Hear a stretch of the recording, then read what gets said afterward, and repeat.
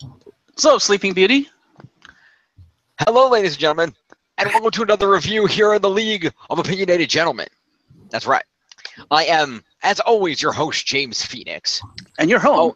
And I am home now, as you can see. I am no longer located at Connecticon with Melissa and Cam, who are over there. Say hi to the people. Hello. Hi to the people. I knew you were going to do that. Thank you for paying attention. You're welcome. Of course, Geoff is over there in What's up? buttfuck nowhere, West Coast. Yeah, it's where it's like 80 degrees. It's about that over here, too. Also, found out, because my parents went on a separate vacation. Apparently, Seattle's not the only place with a Starbucks in every corner. Apparently, there's one in every corner in Boston, too. Good to know. Anyway, we are here to discuss Connecticon 15. Yes. Yeah. So we're going to go through a little adventure this past weekend. We're going to talk about the ups, the downs, the highs, the lows, and everything in between. First of all, I'm going to just start off before we go through our series of events and what we've done. How beautiful is this con artwork this year? Look at this shit. You'll note that everything on the con artwork reflects a guest that attended the con, except for Deathstroke over here because Manu Bennett pulled out at the last minute. But you'll notice the Nostalgia Critic right behind him there. Mm-hmm. And a number of other... Finn the Human is over here representing Jeremy Shada, and these are all other guests who are there. Nice.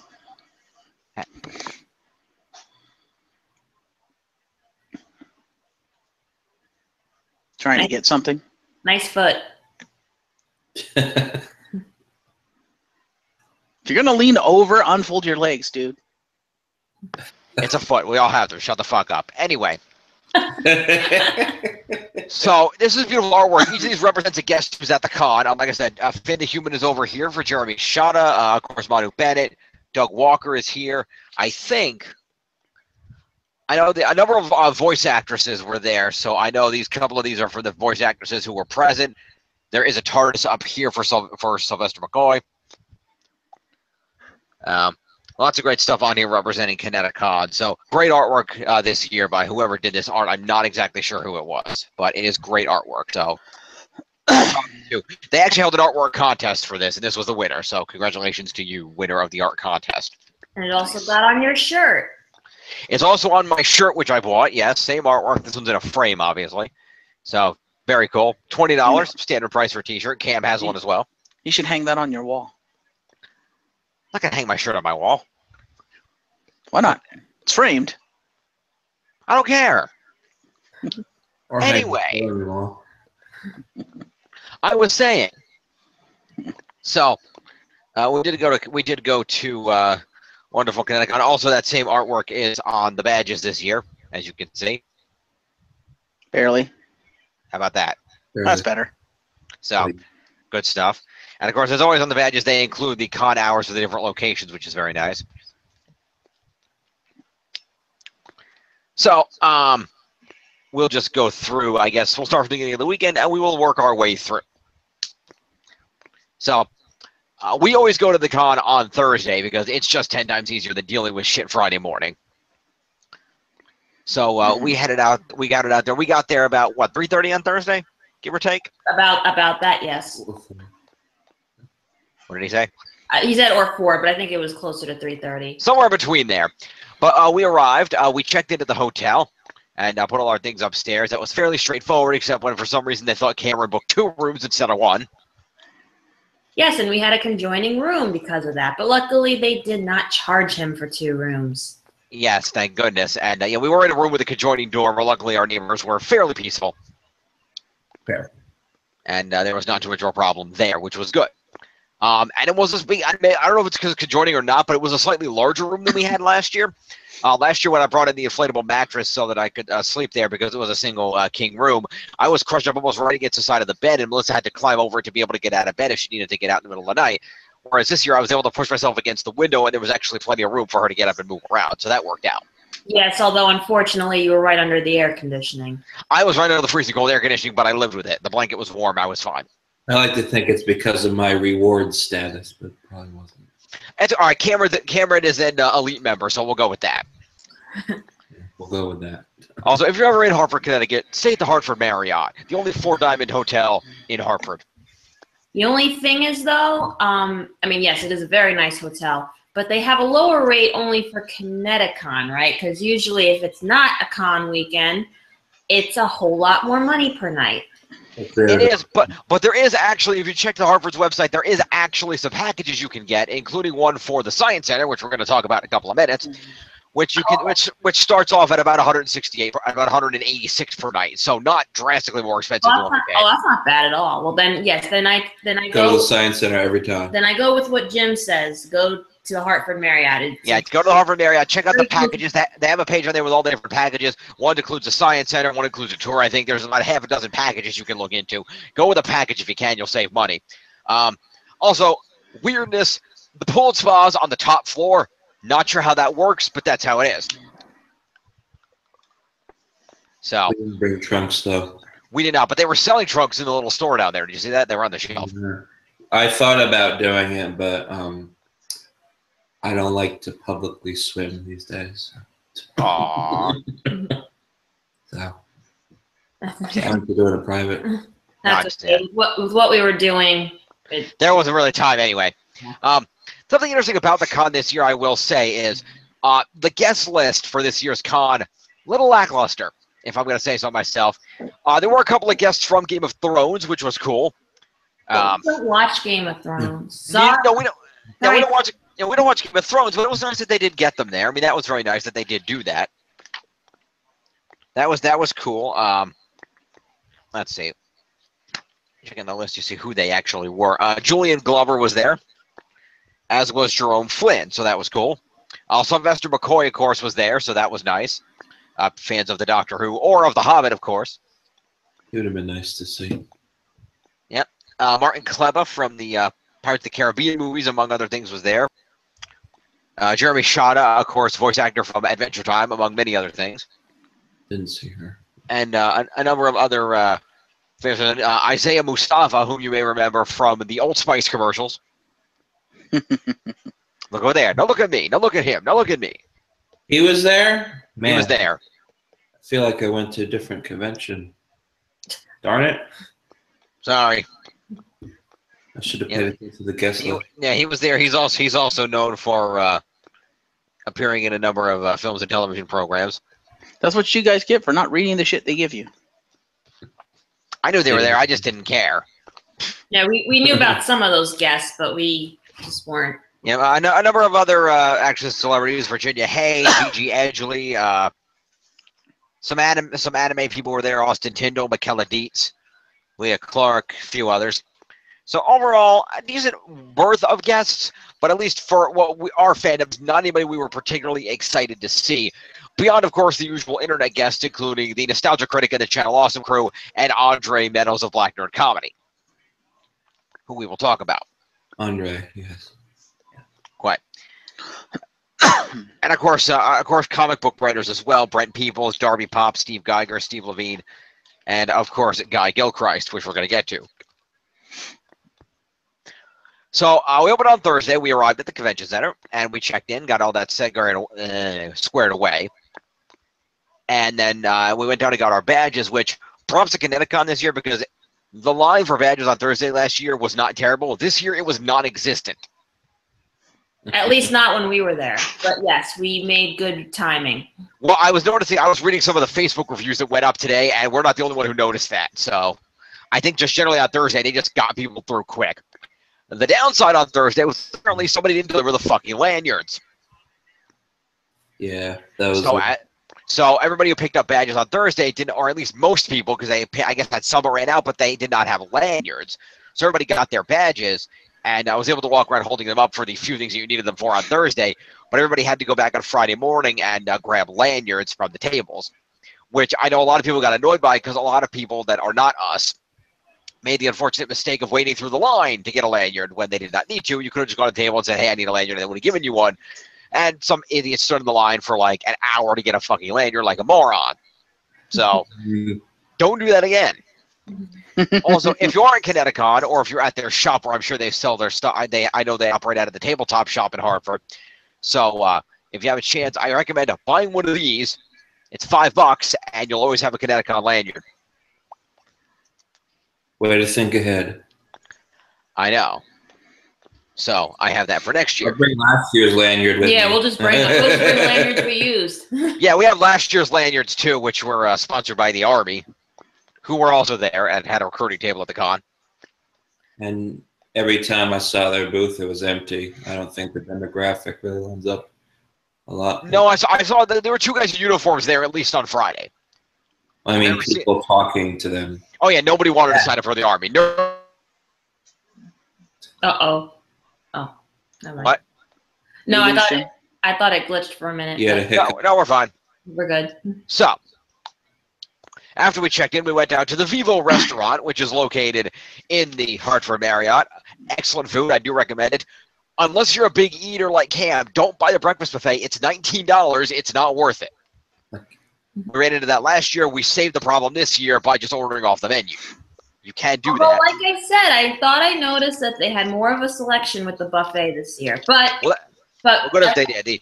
The Vivo seasonal tutorial right there, they do have their hours printed. So, and if you're on a budget, I know a lot of people bring like their own snacks or try to eat just apples or whatever. There's a lot of people who go to conventions on a budget, but yeah, but the Vivo, it's not expensive. You can get dinner for $10.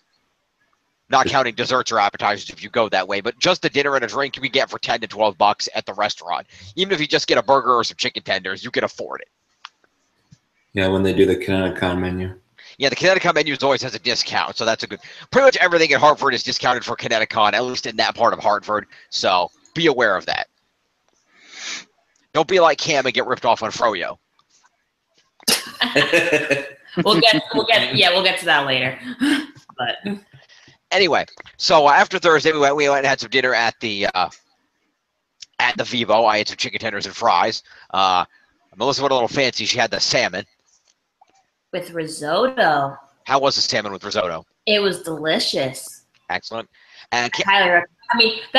That was on the pricey side, but I wanted to splurge because I love risotto. So. And also because we knew we weren't going to be spending as much money on guests because there weren't that many people we wanted to see, so we knew we had extra money. Right. Cameron, what did you have? I had pamparadelle with the veal ragu. It's like right. bolognese, right? Bolognese. And then, being that it was also Cameron's birthday, and we did tell the waiter, they gave him free desserts. They did. They gave him a little cup of frozen yogurt with some biscotti, which was nice. It was tasted like coffee cake and chocolate separately. So it was probably chocolate and mocha then. Yeah. I had some of the yogurt part. It was good. Good. Okay. Glad to hear it. So after that, we went back up to the room, and I'm not going to take it out of my bag over there because I haven't unpacked yet, but I brought with me the Harry Potter and the Sorcerer's Stone trivia game, which we set up and went over the rules on, and we started playing. We each went around, moved around the board a few times, and then the fire alarm went off. You want to show us said game? We heard a noise. Geoff, I literally just said it's in the bottom of my bag because I haven't unpacked. I'm not digging it out. Okay, you hear the bottom of the bag. Fine, part. fuck it. You want the game? Jesus Christ, Geoff. Well, while we're waiting. I didn't hear the bottom of the bag part. I'm sorry. While we're waiting. You hear what you choose to hear. We heard the fire alarm, and it freaked us out because we were like, what's that noise?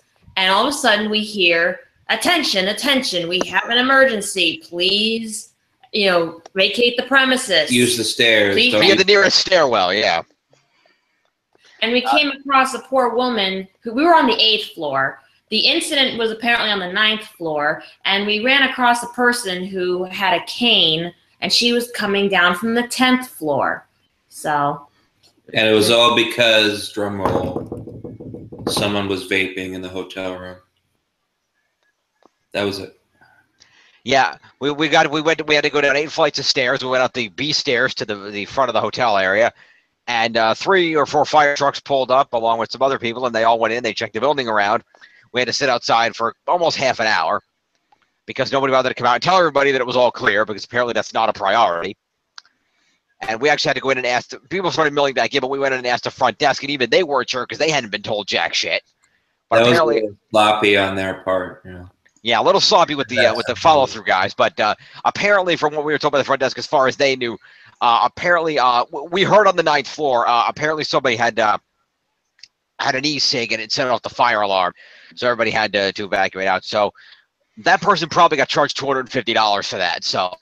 And then afterwards, they coincidentally posted notices in the elevator saying vaping not allowed on premises. Yeah, no, Ryan, this is a smoke-free building. No cigarette, no smoking or e-cigs.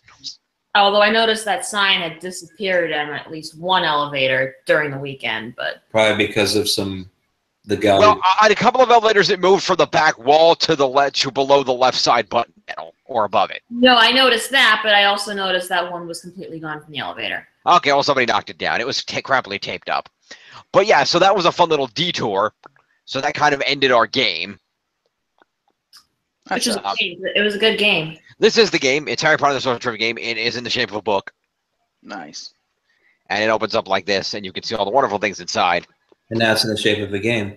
And it's in the shape of a game. The playing pieces are falling out again because they suck. Because this is in the bottom of my bag, and it's kind of a mess, but you get the general idea. Let me pop this out here. You get the general idea. There's cards, there's a sorting hat, all kinds of good stuff.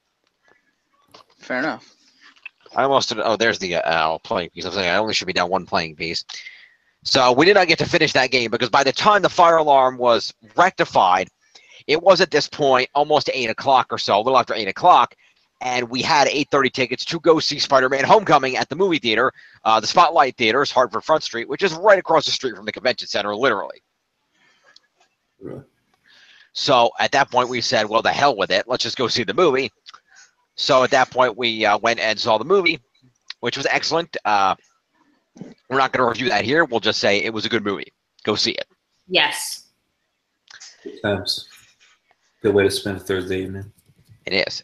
And then following the movie, we went back to the hotel room. We put the game away since at that point it was, almost 11 o'clock. So we kind of wrapped everything up. Had a few snacks. If you go to a con, bring snacks. You're allowed to have pretty much anything you want in the hotel room as long as you're not walking around the hallways and the public areas with it. So I brought a box of Cheez-Its we didn't open, but I also brought a pack of cookies, which came in handy on Sunday. I'll get to that in a minute. And we also had some Hershey bars, some Kit Kat bars. I brought a box of Raisinets and a box of Mike and Ike's. So bring food and snacks. Bring drinks. You're going to want drinks. There is a mini fridge in each room for the most part. So definitely bring snacks and drinks with you. You will thank yourself later. I always ask for one as part of my Marriott Rewards or Hilton Rewards special requests. And if at the check-in desk I say, do the rooms have a fridge? Yes. Although they always have ice too, but I prefer fridge. Yeah, the fridge is better. Also, be aware, unless you ask for it, the rooms do not have a microwave. So if you bring home any leftovers or anything, you're going to be eating them cold. Unless you're going to want to walk all the way, downstairs and borrow a microwave. So don't do that. Moving along. That was pretty much the wrap-up of our Thursday night. We wanted to get some sleep. Interesting thing about Connecticon this year, I noticed, on the Friday morning, they did not have any events before noon. Noon was when the dealers were opened, when the signing guests were available, and when the first panel started. So they must have realized that too many people were getting caught in the pass line on Friday, and we're missing events. So they pushed all the Friday events back to noon to accommodate for people that were coming to get their passes. According to the reviews on Facebook, that did not help with the Saturday morning people, several of whom have been on Facebook and were very pissed off that they apparently waited in line and missed panels they wanted to go to. So. Can't win. Can't win them all, people. Yeah, interesting. Check out the interesting Facebook reviews. You just want to check them out. There was a lot of something. Some people did have some concerns for this year. It's a lot better than last year, but some concerns were the guests, of course, not being quite up to not being as variety of guests. There was still some concern about the communication is a big issue. We'll do the summary at the end, and we'll talk about that a little more. But let's continue for now. That seems about par for the course for most conventions. It's going to happen everywhere, so yeah, you can't please everybody. No, but There were some things that they did rectify this year. We didn't go to these, but they always do a formal dance and a nerd prom each year, 2 different events. And I understand that last year, apparently the location where they had the formal dance, Connecticon has had the biggest issue Connecticon has had since about 3 years ago was when the convention center people, not the con people, but the convention center people decided that they were not going to have their center open later than 9 p.m. That was when they made everybody get the hell out, which really put a nix into late night panels and everything else that they were doing. And they also stopped having the dance at the hotel because the room that they were presumably using for that is instead being used as a game room. So they've had a lot of problems trying to find off-site venues for events to go later than 9 o'clock, especially some of these dances and things that they do. And I know last year they had a problem with the adult dance because apparently whatever location they got it to was apparently a skeevy place that, according to one Facebook reviewer, smelled like piss. And apparently the skeevy owner decided to let in non-con attendees so he could make his own money without having there been an agreement that he could do that. And apparently it was just generally an uncomfortable situation. And also additional problems, some of the ladies specifically who are, of course, in cosplay for the cosplay formal, for example, and cosplay is not necessarily all that covering, had to worry about managing to get around town and without, getting raped. So that is also a concern, especially when apparently some of the shuttle schedules were inconsistent or non-existent. One girl had a particular problem because she had her disabled friend with her, and on several occasions when there was supposed to be a shuttle, they had to walk back to their hotel. So can't please all the people all the time there, but work toward it. I also heard that apparently there was a lot of non-communication with the people that were doing panels and things, a whole separate to do. But that doesn't involve us. So let's get back onto our adventure. Our experience has always been good with Connecticon, but it really depends on what you're there for. We're there to stop Doug Walker, and for that, we really did that well. We did that very well, actually. Yes, let's talk about that in a minute. So the following Friday, we got ourselves up. The only morning we got ourselves up early enough to actually eat breakfast, unfortunately. But we went and had some breakfast. Delicious breakfast. I recommend breakfast at the Vivo restaurant at the hotel. They do an excellent breakfast. Again, don't get the buffet unless you can eat a lot of food. But get yourself a nice breakfast. They got pancakes, French toast, omelets, all the breakfast stuff you could want. Good stuff. So go check that out. We didn't get much this year, but if you're lucky like last year, you'll end up in the restaurant 3 times eating next to John Rhys Davies. So didn't really see any guests eating there this year, but that's okay. And after we had some breakfast, we went and grabbed some lanyards, which were they did not. Last year they had official Army lanyards. This year it was these little pieces of crap, which are not that bad. I mean, they're fairly strong, but they're not. As you notice, if I were to compare, for example, to the length of this lanyard, you might notice the difference. Too small for my big head. Yeah, it's a little bit small and a little bit short. So I don't know what lanyards. They did have a variety of these. There were these ones, the blue ones and red ones that were longer, thinner strings, different kinds. So I don't know if they just bought a bunch of random lanyards or what happened there. Somebody forgot to order lanyards. Yeah, there was an issue with lanyards. The lanyards were very late, like we said, so there was some kind of an issue with the lanyard situation. Anywho, let me get back in here. Bag's laying on the floor, and it's bothering me. Actually, we're not letting people in initially on Friday morning. Yeah, because it would have been hard to check badges without people having them lanyardized. That's a word I just coined. They were not letting people in the convention center at first, even though when the event started at noon. It took about an hour before they were willing to let people in by just showing their badges, even if they didn't have the lanyards, which by that time they actually did. So it was just a lot of confusion regarding those lanyards, but that's the kind of thing, it happens. You can't really critique that.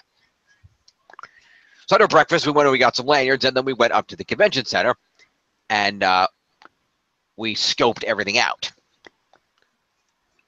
We began the day by going into the dealer's room to check and see if Doug Walker and the Channel Awesome people were at their booth. They were not, nor was Andre Black Nerd at that time, presumably because both the dealer's room opened at noon and both had panels at 1:30, so they probably figured this is not worth going down there. They were probably right, although a couple of people were waiting to see that. We did, however, have the advantage of being there, one of the first people into the dealer's room when they unlocked it, which meant we got the first of the entire con, not just the entire con, the first conversation with famed Muppets artist Guy Gilchrist, who has, since literally the year I was born, done comic books for Jim Henson Company, Muppets, and others, as well as having done comics and other strips for things like the Ninja Turtles, some Tom and Jerry stuff, some Looney Tunes stuff, just a wide variety of all kinds of different cartoons that he's done. And he was selling custom artwork, some colored, some not colored. He was willing to take commissions and do stuff on the spot for people. And he sat there for, we must have been with him for 20, 25 minutes. And he went through and he told us these stories about, back in 1987, he got, working for Jim Henson, what Jim Henson was like, doing a pretty good impression of him too. And just, giving some insight into, what it was like back in those days, getting into cartooning when he was just like 20 years old. Great, great guy. If you ever get a chance to meet Guy Gilchrist, go meet this guy. I felt like I was an interviewer for a podcast. I know. And captured it. You guys probably don't have it handy, but Melissa and Cam bought a lovely brown ink picture of Baby Kermit and maybe Miss Piggy. He did the artwork for the Muppet Babies, of course. Here it is. Nice.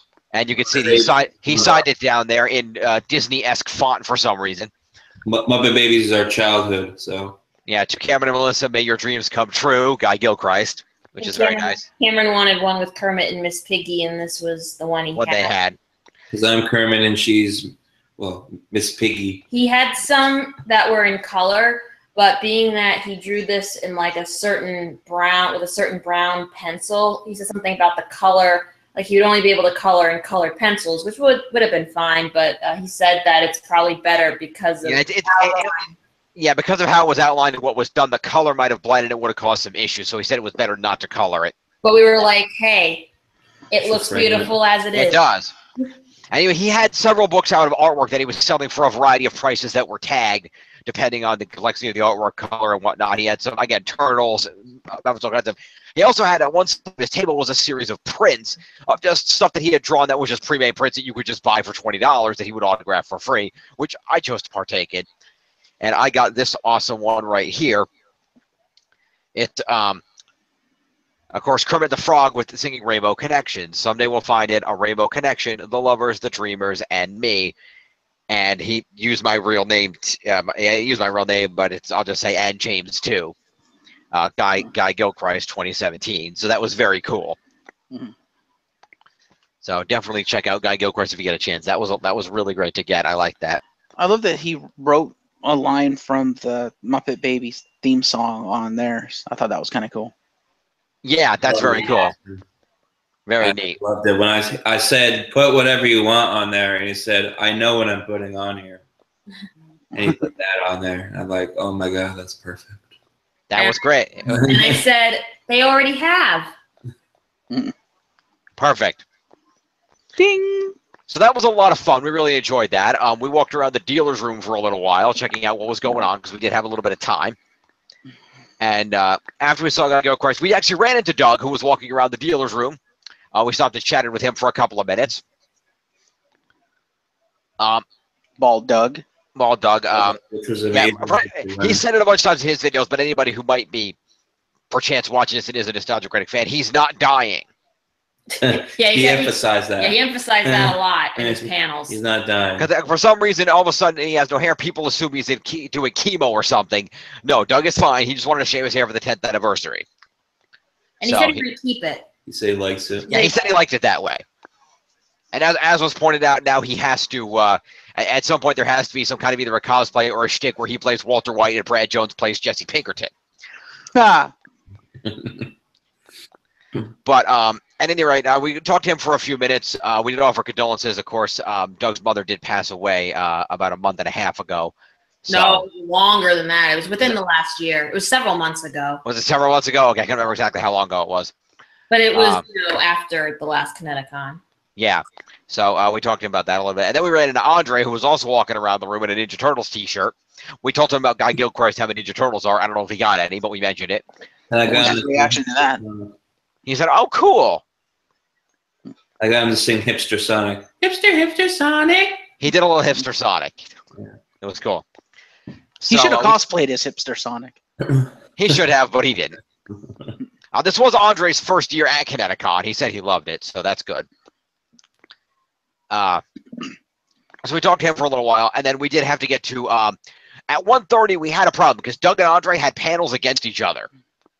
Ah. That sucked. We chose to go to Andre's because Doug had 4 events this weekend. Andre had the one. Good choice. So we chose to go to Andre's panel. Doug was doing a panel, which apparently Uncle Yo joined him halfway through. We were talking to people that were at it later, and apparently they were just talking about humor in videos and what makes things funny, I guess. So Doug taped almost everything else. He may have taped that too. I don't know.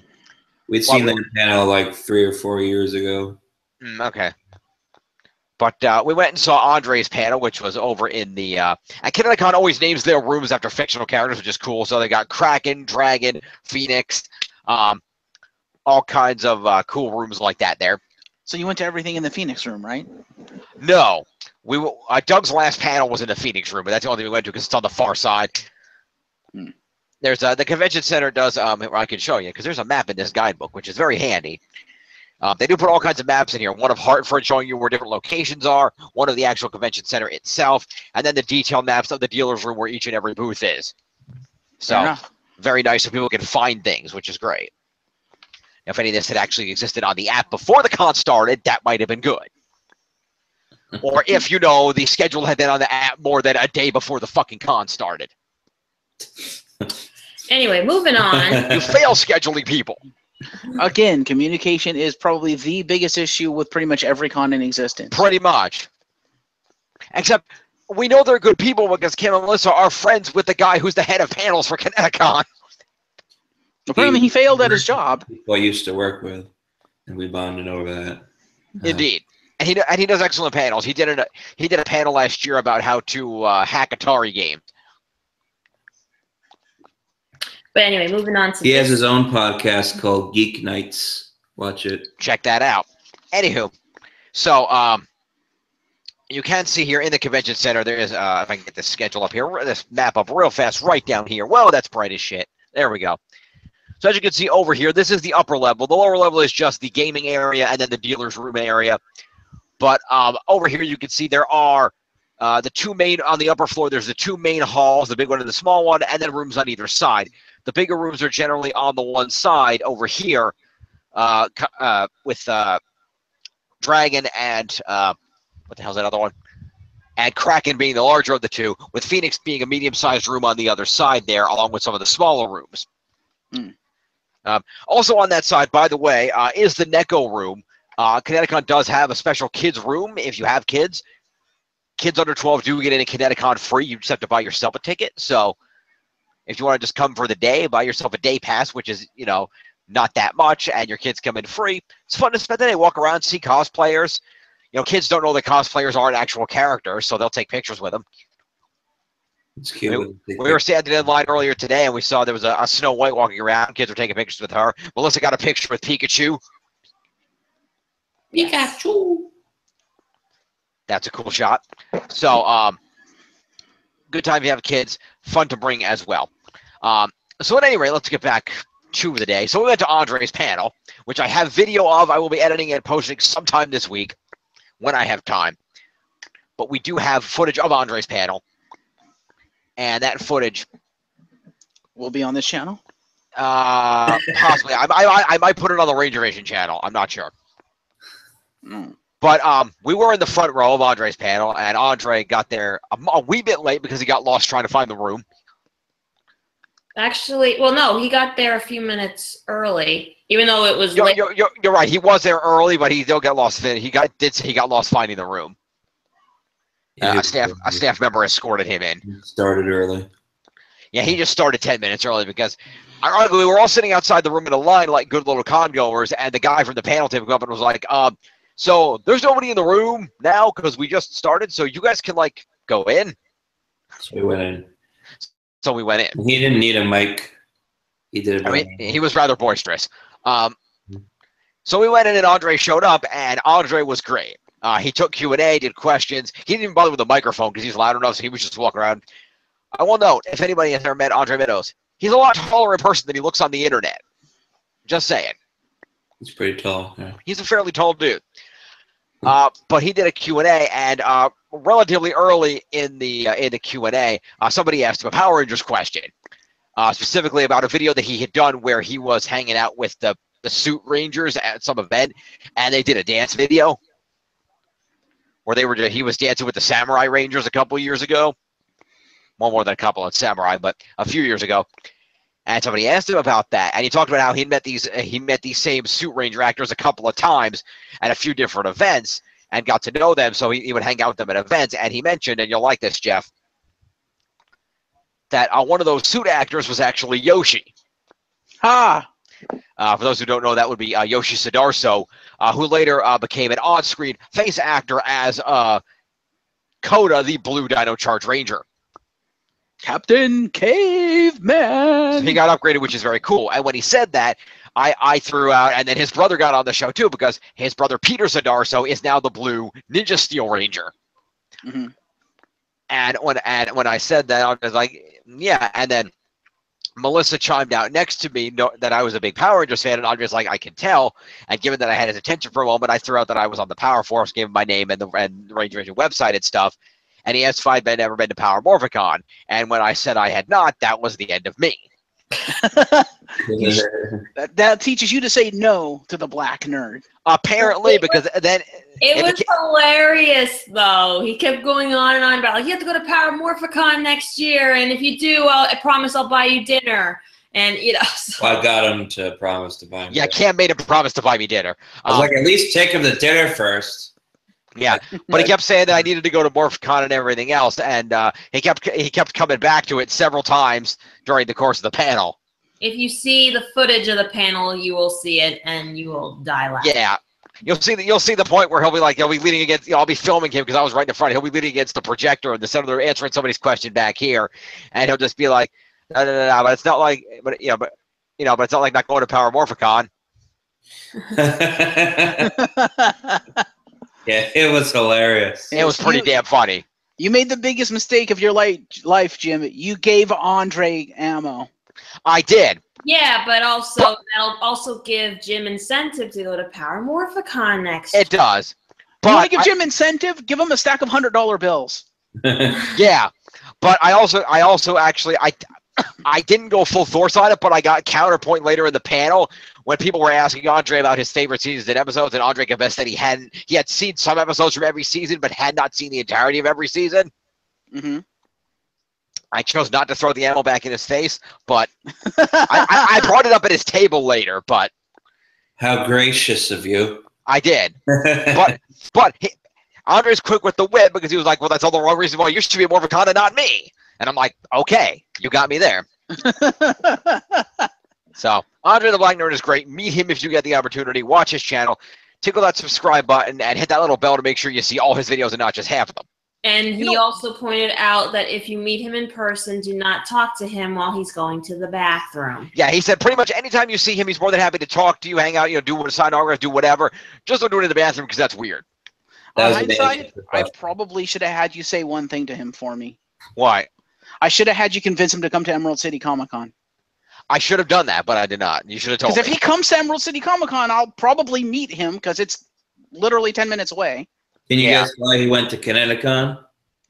Because Doug Walker recommended it to him. Yeah, Doug Walker has long said that Connecticon is his favorite convention to go to. I've been trying to convince Andre to go to come up here to eat Emerald City Comic Con, like because he puts out videos like every year, every so often of these conventions I'm going to. I'll go to any convention, but they have to invite me. So if you want to go to a convention, let me know what convention you want me to go to, and I'll see if I can get in touch with the people. Blah blah blah. And so on every video that I've seen of his, I've tried to put in, come to Emerald City Comic Con, goddammit. You should talk to the con staff, the organizers, and get them. Yeah, definitely. Maybe. Speaking of con organizers, I couldn't help but notice Andre did not have a handler for the entire weekend. I don't know if that was intentional or not. He also was not selling anything at his booth. Yeah, apparently Black Nerd does not have merch.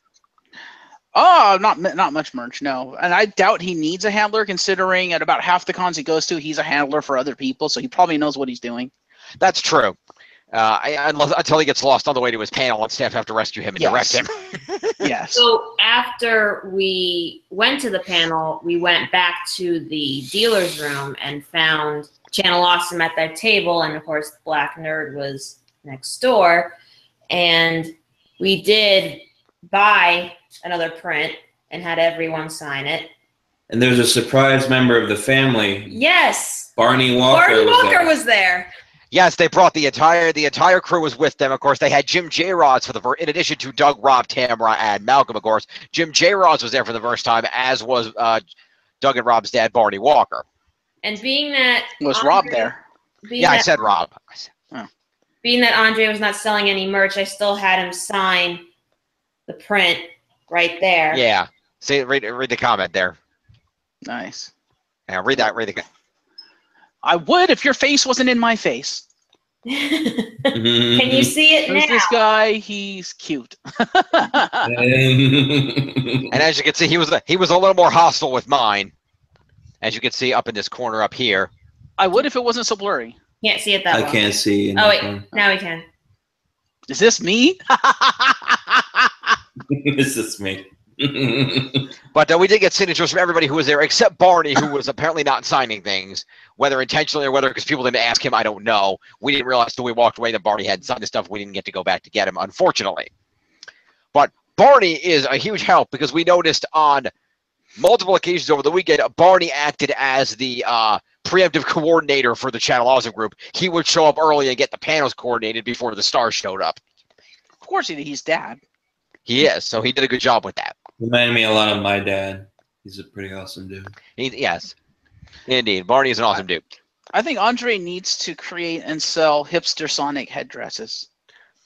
He does, but unfortunately, if he does that, he's going to get sued by Sega 7 Ways to Sunday. Well, he can make a deal with Sega. He knows people. He does, but I don't know if they're going to want him doing that. They haven't stopped him from using it on the channel. No, but they like free promotion, but there's a limit. If you're willing to pay Sega part of the cost of them, then yeah, but who knows? But we'll get back to that. So we saw Channel Awesome at the booth. They are awesome as always. Tamara apparently remembered me from last year. Wait. Wait. Because I said to her, oh, hi, we met you last year. And she was like, oh, good to see you again, which I don't know if she actually remembered us. But what did she say to you? This is news to me. Well, I was coming down the line, and we had them all sign the critic photo. They didn't have I do know they had photos for each person that they could sign. Because there was these for Doug. Rob had some Santa Christ pictures. Oh, sorry. Some Santa Christ shots, and I think something else.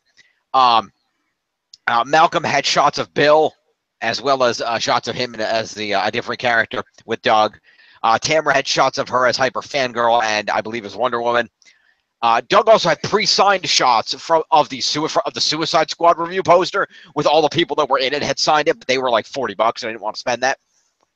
Yes, but how did she remember you? Well, then I got when I got down to Tamara, and I asked if she'd signed this, and I started saying, I might as well get one of these, even though I had you guys sign 3 DVDs last year. And before I finished a statement, Tamara said, I thought I recognized you from last year. Maybe she did recognize us from last year then. Well, she remembers us. I don't think Doug ever remembers us, but I'm glad she did. Well, Doug sees way too damn many people. Give Doug credit. Doug can probably not remember anybody, so. I know. But I guarantee you Rob's going to remember me, but we're going to cover that later. We'll cover that. Uh-oh, what did you do to Rob? No, it was piss off Santa Christ? No, I didn't piss off Santa Christ. I made Santa Claus love me, but we're going to get to that. We're going to get to that on the Sunday. But anyway, so we got our autographs with them. We went over and saw Andre for a little while. We got pictures with them. I don't have them handy, but we have pictures. Well, actually, I do have them handy. I have a Facebook up. Let's see here. So you're going to show the world your Facebook, huh? I'm going to full screenshot. I'm going to cut my name out of the screen. Editing. Precisely. He understands it. So let's see here. Let's go to these shots here. Oh, well, we'll get to that in a minute. Let's see. That's last year's retweeted shots. John Bailey did not return this year. That was upsetting.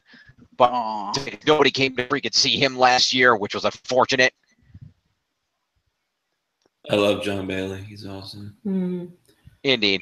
Let me do this. No, I don't want that. I want this. View image. There we go. So let's throw this one up first just as we have shot. No, I don't want it apps. Go away.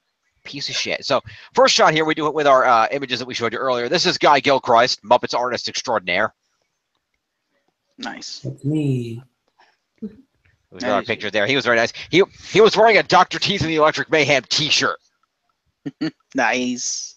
That is awesome. Let's see what else we got here. Let me go back. So we got that. Internet's is annoying. No, go back, you piece of crap. Back, you heathens. Let's see here. That was last year's wear. Don't not jumping around. Piece of crap. Okay, here we go. And then we got one with Andre the Black Nerd, of course. Though I'm not going to show it here. There is a second shot because we had a girl nearby take the picture for us. Mm-hmm. And unfortunately, you can't see it in this shot, but there's a metal pole that was sitting next to. You can see Nostalgia Critics banner in the background. They were right behind us. Mm-hmm. And there was a metal pole next to Doug's table for some reason, probably for a rope or something. And I accidentally bumped into it as we were trying to get in position. And so there's a shot where I'm kind of going like this. You can't see, but I like my hand in the air trying to twist around the pole, and the girl accidentally hit the button, so we have that hilarious looking photo as well. Yeah, and Cameron wanted to post that on Facebook. So it kind of looks like that Jim is dancing. Kind of. It's funny. But anyway, this is us with Andre the Black Nerd, who had his booth Andre next is tall. Yeah, he's very tall. Next to his booth there. I'm 5'6.5" for reference. So Yeah, so am I pretty much. Actually, I think we're all pretty much the same height. I'm about 5'7", maybe an inch or two more at most. Okay, Jim so and I are about the same height. he was taller than us. So his booth was right next to Doug's? Yes. Yes. They did strategically set it up that way. Fair enough. And there was like no line on Friday. There was like, we waited behind like two groups to get to Doug. It wasn't that way on Saturday. On Saturday, the line extended all the way to halfway through the dealer's room. But So we're like, unfortunately, they did not have the. And I'm assuming it's because because Channel also did not have their usual handler, which they've had to say they apparently had the same handler for years. yeah, and that's part of the reason they liked the con was their handler was always on point and everything. But yeah, so they did not. Normally, they'll put tape down in a crisscross pattern so that people can line up in front and not be blocking the aisle. But in this case, they just lined up and went straight just across the con floor, as did Andre's smaller line. So that was a bit frustrating later. But we did get to see them, and they were wonderful. Kim Melissa got a picture with the Walker family, all three of them, and a picture with Jim J. Ross. So that was cool. could probably bring them up. Hang on, no, that's the wrong way in the album. Let's go this direction. Oh yeah, you can just go on Cameron's page and present. he is on mine. And that's people know how to find Cameron on Facebook now because Jim just showed the entire world Cameron's Facebook page. Yeah, whoop-de-doo. But luckily, I have friend requests turned off. So he does. But anyway, let me see here. We do have the additional shots here. I'll throw them up. Well, here, let me just do this real quick since I have it handy. Let me just hit this here, share. We got this earlier today. Here's Melissa with Pikachu. Pikachu! I just had to get a picture. And when I asked Pikachu for a picture, Pikachu jumped up and down. It was the cutest little thing. I just had Pikachu. And as noted by our friend Clarissa, who commented on the photo, that's going to evolve into a huge Raichu. Yeah. She's a big Pokemon fan, so I also did that for her. So Indeed. So that was a lot of fun. So we got that shot, which was great. And then let's see here. What else we got? Annoyances. Many annoying. Well, that's a shot. I'll save some of these shots for later. Here we go. Let's get these ones. These are the ones we want. What's before that? That's Gilchrist again. Okay, here we go. We'll do this one. View image. Screen share. And here is Cam and Melissa with the Walker family. well, it's just Cameron. I took the picture. Oh, okay. Cameron with the Walker family. Nice. this one's Melissa. Fair enough. Fair enough. I didn't realize. I didn't Doug look at looks the so photo. old with his head shaved. A little bit, but hey. He's like upper 30s, right? I think he's 36. I think he's like almost exactly 5 years older than me because his birthday's around mine. I think he was born in 80, but Right. I mean, if I'm wrong, I apologize, but I thought I He was like almost exactly 5 years older than me. I don't mean any offense to Doug, but dude, keep the hat on. Yeah. No, Keep the nostalgia critic hat on. it looks good on him. It looks better than having, mostly balding hair. That made him look even older. Yeah, I got used to it. It's an adjustment, but it works. Rob always does interesting poses. He does. That's his shtick. He loves interesting It's Rob. poses. It is Rob. I like Rob. Rob's a little bit more acerbic than Doug. He is. He's a great guy. All right, and this here is. We're gonna open this one. View, you piece of shit. There we go. Here is this one. Actually has both Melissa and Cam, with Channel Awesome prop master and set builder extraordinaire Jim J. Roz. Nice. I'm sure was excited to get some love because all the other crew, it was just like, he had Doug. Yeah, he had some pictures. He had a picture of himself in his workshop with all his tools and a couple other shots that he had available as well. So that was very cool. Everybody neglected to ask questions of basically everybody besides Doug and Rob. Although that was Saturday, but yeah, we're gonna get to that. All right, I'm gonna leave. Yeah, we got some of these shots here. I'll leave these shots when we need to get to this next part. All right, so let's continue on in the con. On in the con. Continue on in the con. Sorry, I'm an ass. Anyway. That's a Conan type joke there. What's that? That's a Conan O'Brien type joke. You'd always go like, I'm an ass. That's exactly where I stole it from. Good on you. Anyway. So after we saw them, we saw Andre's panel, went back to the dealer's room, saw them for a while. We walked around, checked out some of the dealers. We went and we got Cam a birthday gift because it was Cam's birthday last week. And we got him an expansion to Munchkin, a game which if you have not played, you need to play. Munchkin's a great game. yes. So we got him a cool expansion for that. And then we also went and saw Cam and Melissa's friend, whose name I keep forgetting. Chelsea, who runs a booth at cons where she sells a lot of homemade things, including stuffed creatures and jewelry, little jewelry type things, and all kinds of fun stuff that she makes. It's called Chibi Subame Creations. Look them up. Google that. But they have a lot of cool things. And we went and saw her, and you'll get a kick out of this, Geoff, because they didn't know it. They didn't pick up on it. I picked up on what they did, but not because she was behind a table and most of her cosplay was hidden. I couldn't quite tell what she was doing at first. All we noticed is that she had tape around her hand, and so they thought she had hurt herself. But I picked up a little bit when we got closer because, like I said, she was kind of behind everything. We walked closer, and she was, they thought she was hurt. When we walked closer, I realized what was going on when she pulled up an Intercontinental Championship. Are you kidding? And she was in her best Dean Ambrose. Wow. I explained that she got hurt beating up The Miz and taking back her title. Yeah, that didn't quite work out for you. No. Well, realize for her it might because she and her friends that she watches wrestling with are watching on the WWE Network, and they're like a year behind. So, but at any rate, she said she kept having to go to she forgot to bring the squirt bottle, so she kept having to go to the bathroom to wet her hair. Fair enough. Because Dean Ambrose always has sweaty hair. But it was a good cosplay. It looked good. She had an Intercontinental title. It worked well. So props to her on that. There was also a Roman Reigns I saw walking around at one point. Fair enough. He walked by too fast before I could react. We were coming across a walkway, and he went by too fast. If I had seen him a couple of seconds sooner, I would have gone, anybody but you, Roman. But I didn't get to do it. But anyway, yeah, he was there. Supposedly, Chelsea had a friend coming, a Randy Savage coming, but we didn't get to see the Randy Savage. But good on her for that cosplay. Very cool. So we went and saw them, and Melissa bought a stuffed star thing from Super Mario Galaxy. Actually, Cameron bought it. Oh, okay. Cameron picked it out and said, "I want this." It was the star thingy. I forget the name. It's a blue star thingy. I don't know. I haven't played Galaxy. The 3D globes were just too confusing for me.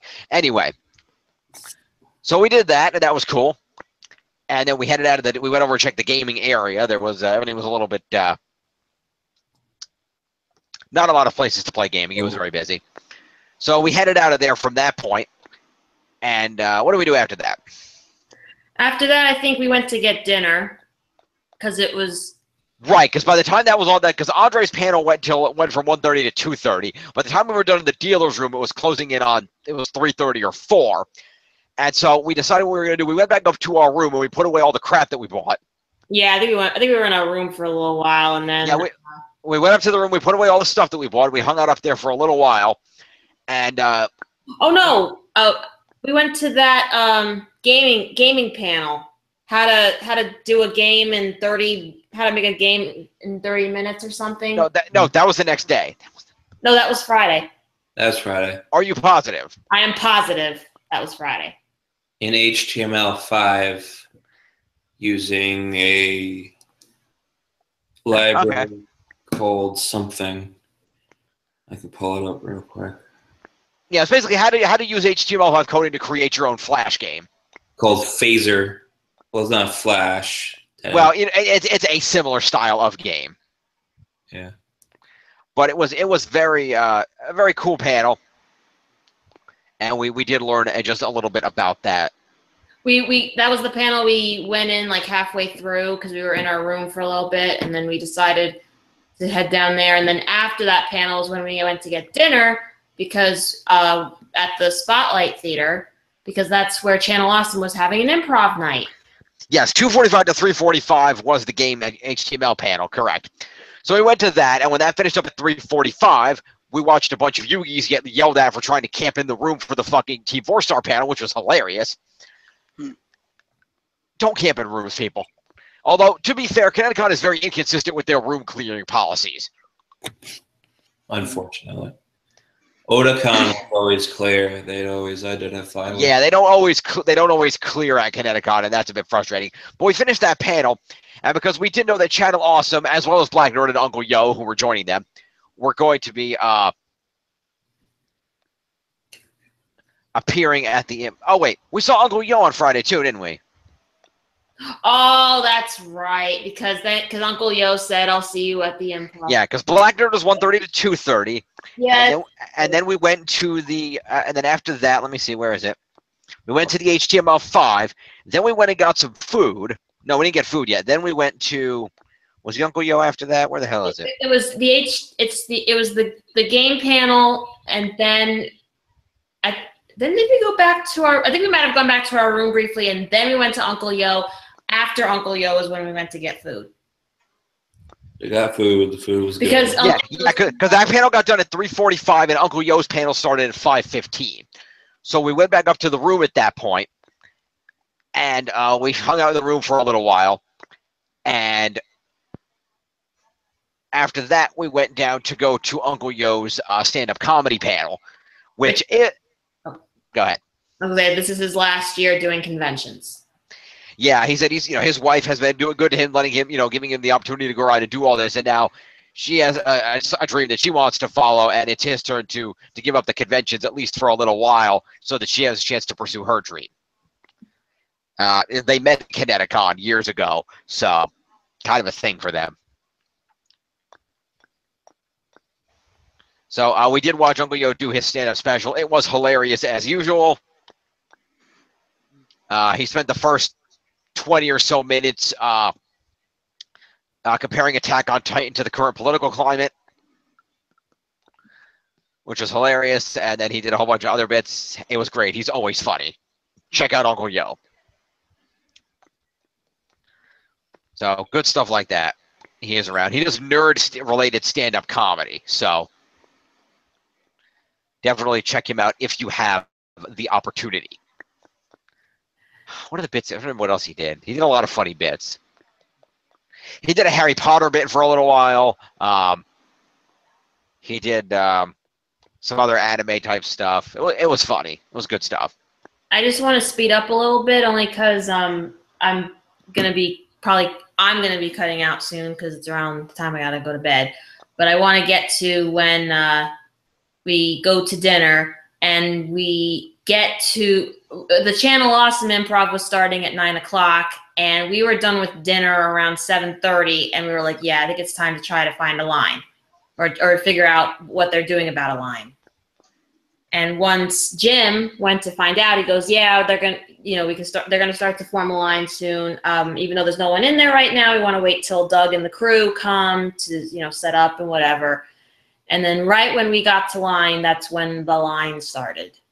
So people were standing in the lobby waiting for a line to start. Yeah, because there's a bistro in the movie theater. You can actually get food and bring it into your movie with you. It's really nice.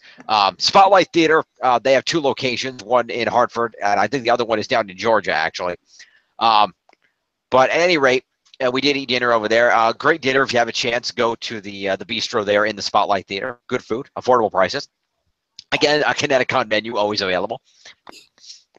And we then got ourselves... like I said, I got up because I knew what was going to happen because it's Connecticon.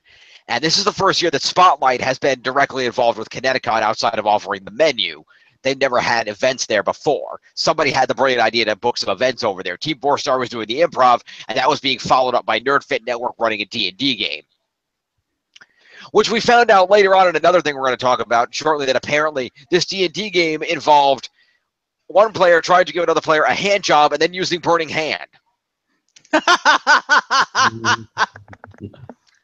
Because nerd fit. Okay, anyway, then. So, like I said, I went over and I talked to the guy who we had seen the day before, and he said he didn't really know exactly how it was going to go down on when we saw him on Thursday. Because when we were there seeing Spider-Man, we saw the same guy. And so when we came back, I just said to the guy, where's it going to be? What's going on? He said, well, it's going to be in Theater 1. It's a pretty big room. There's nothing in there right now. There's no movie showing in there until the event's happening later.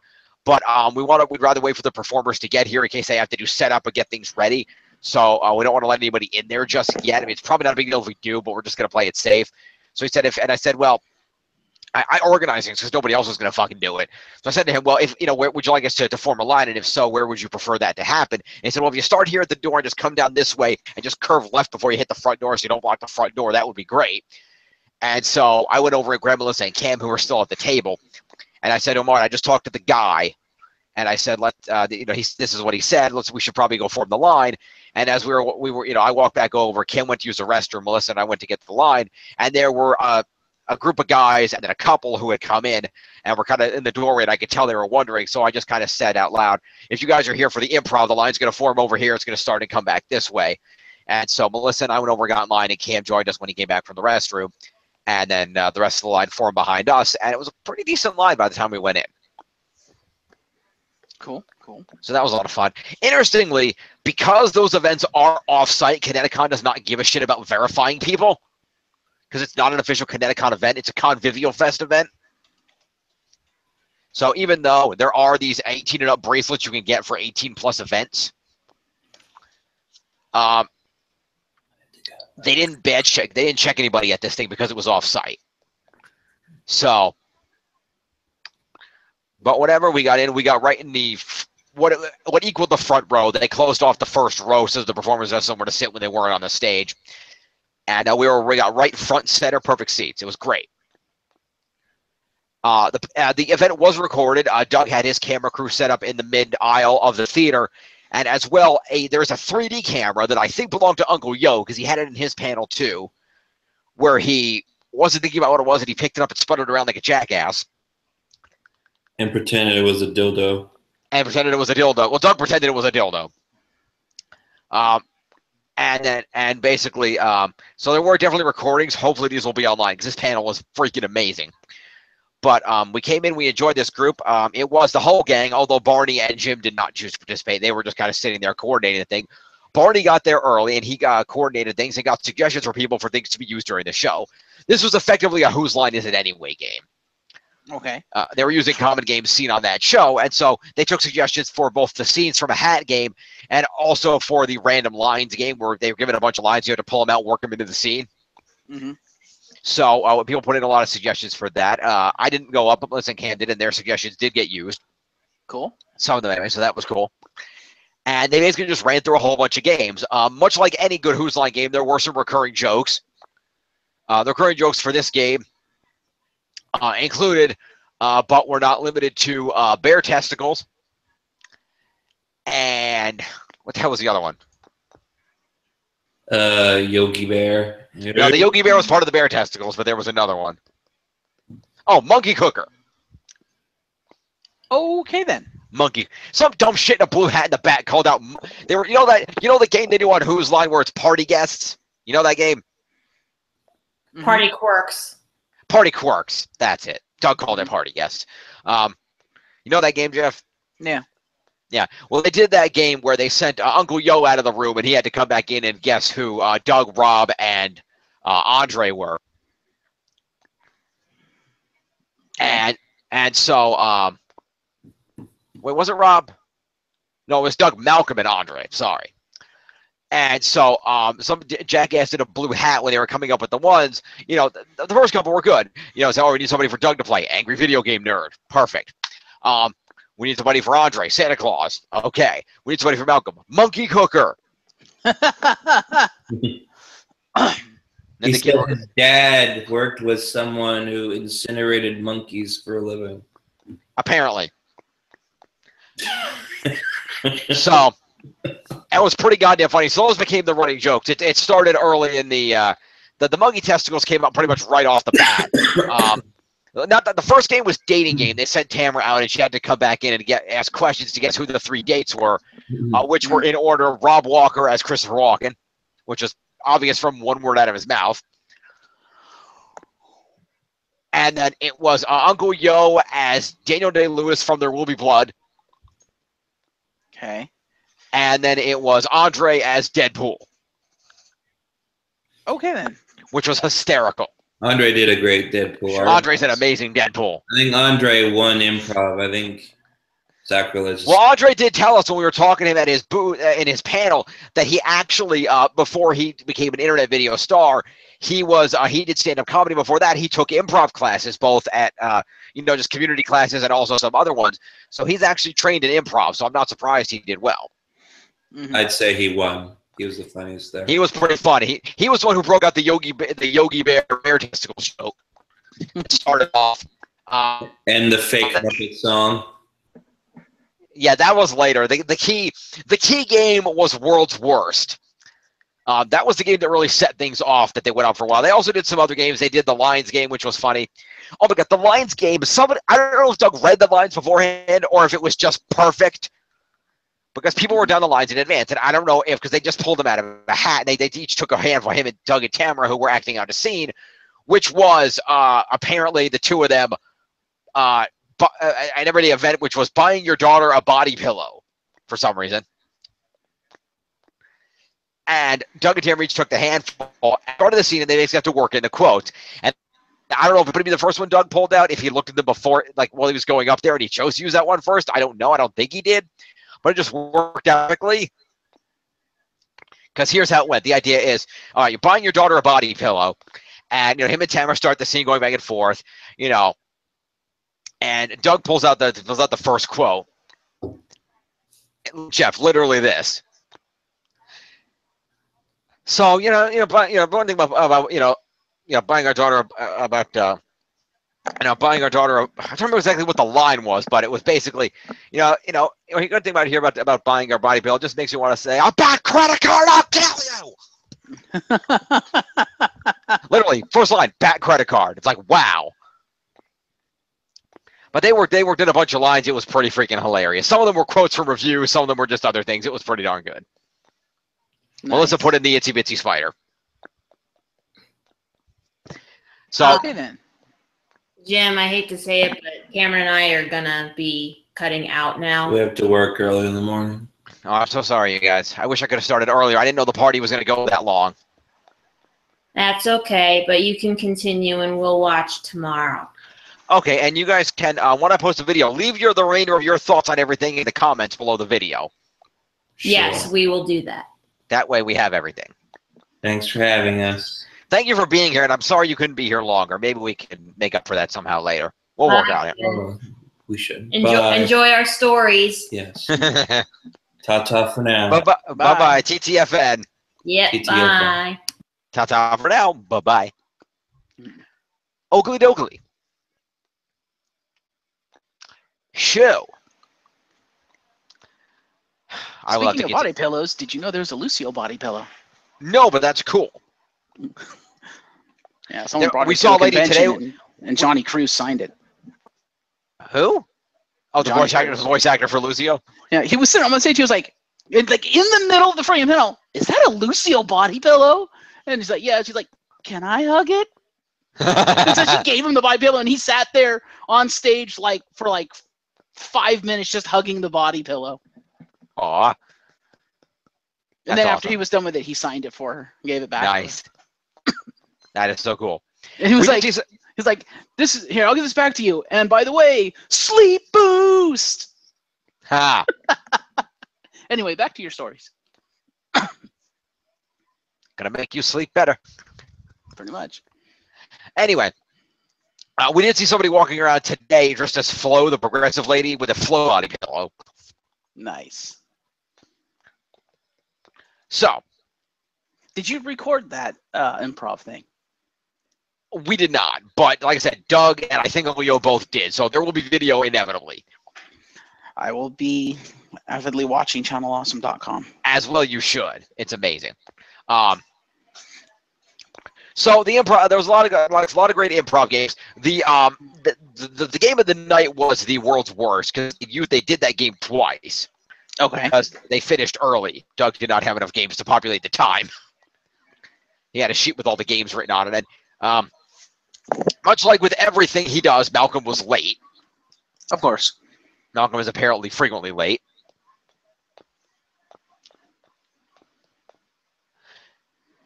And as Rob pointed out, we assume Malcolm will be on time, which for him is 10 minutes late.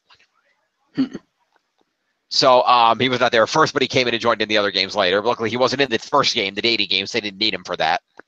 Mm-hmm. And so they did that game. They did Moving People.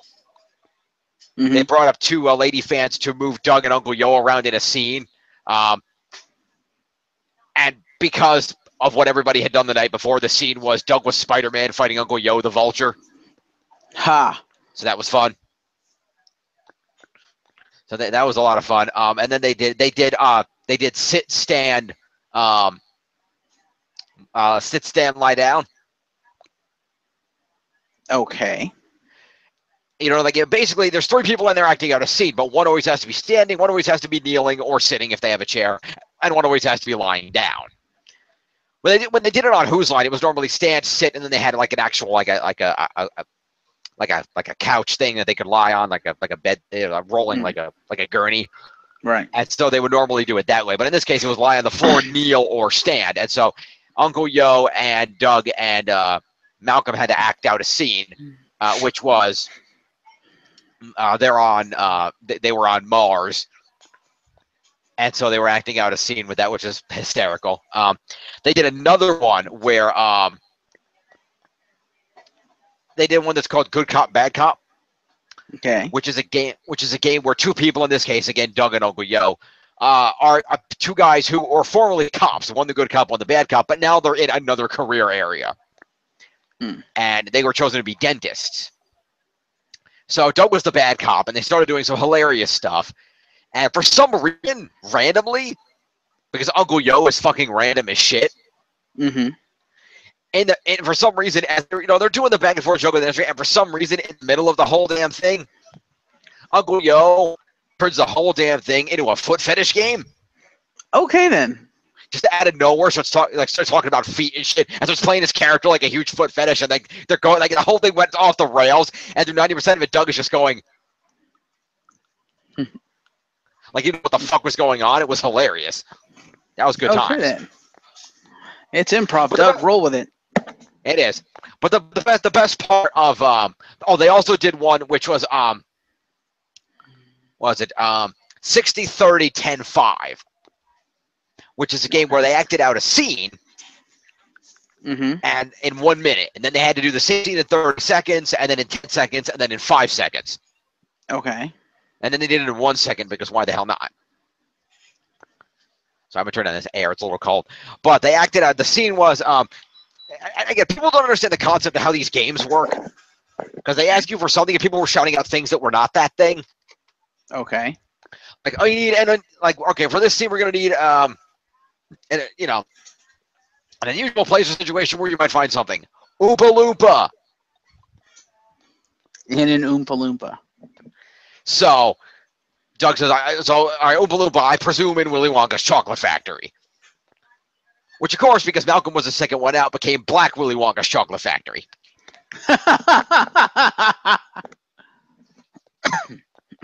So Doug was an Oompa Loompa, and they brought in some kids. They were going to eat him and everything. Andre was one of the kids. It was hysterical.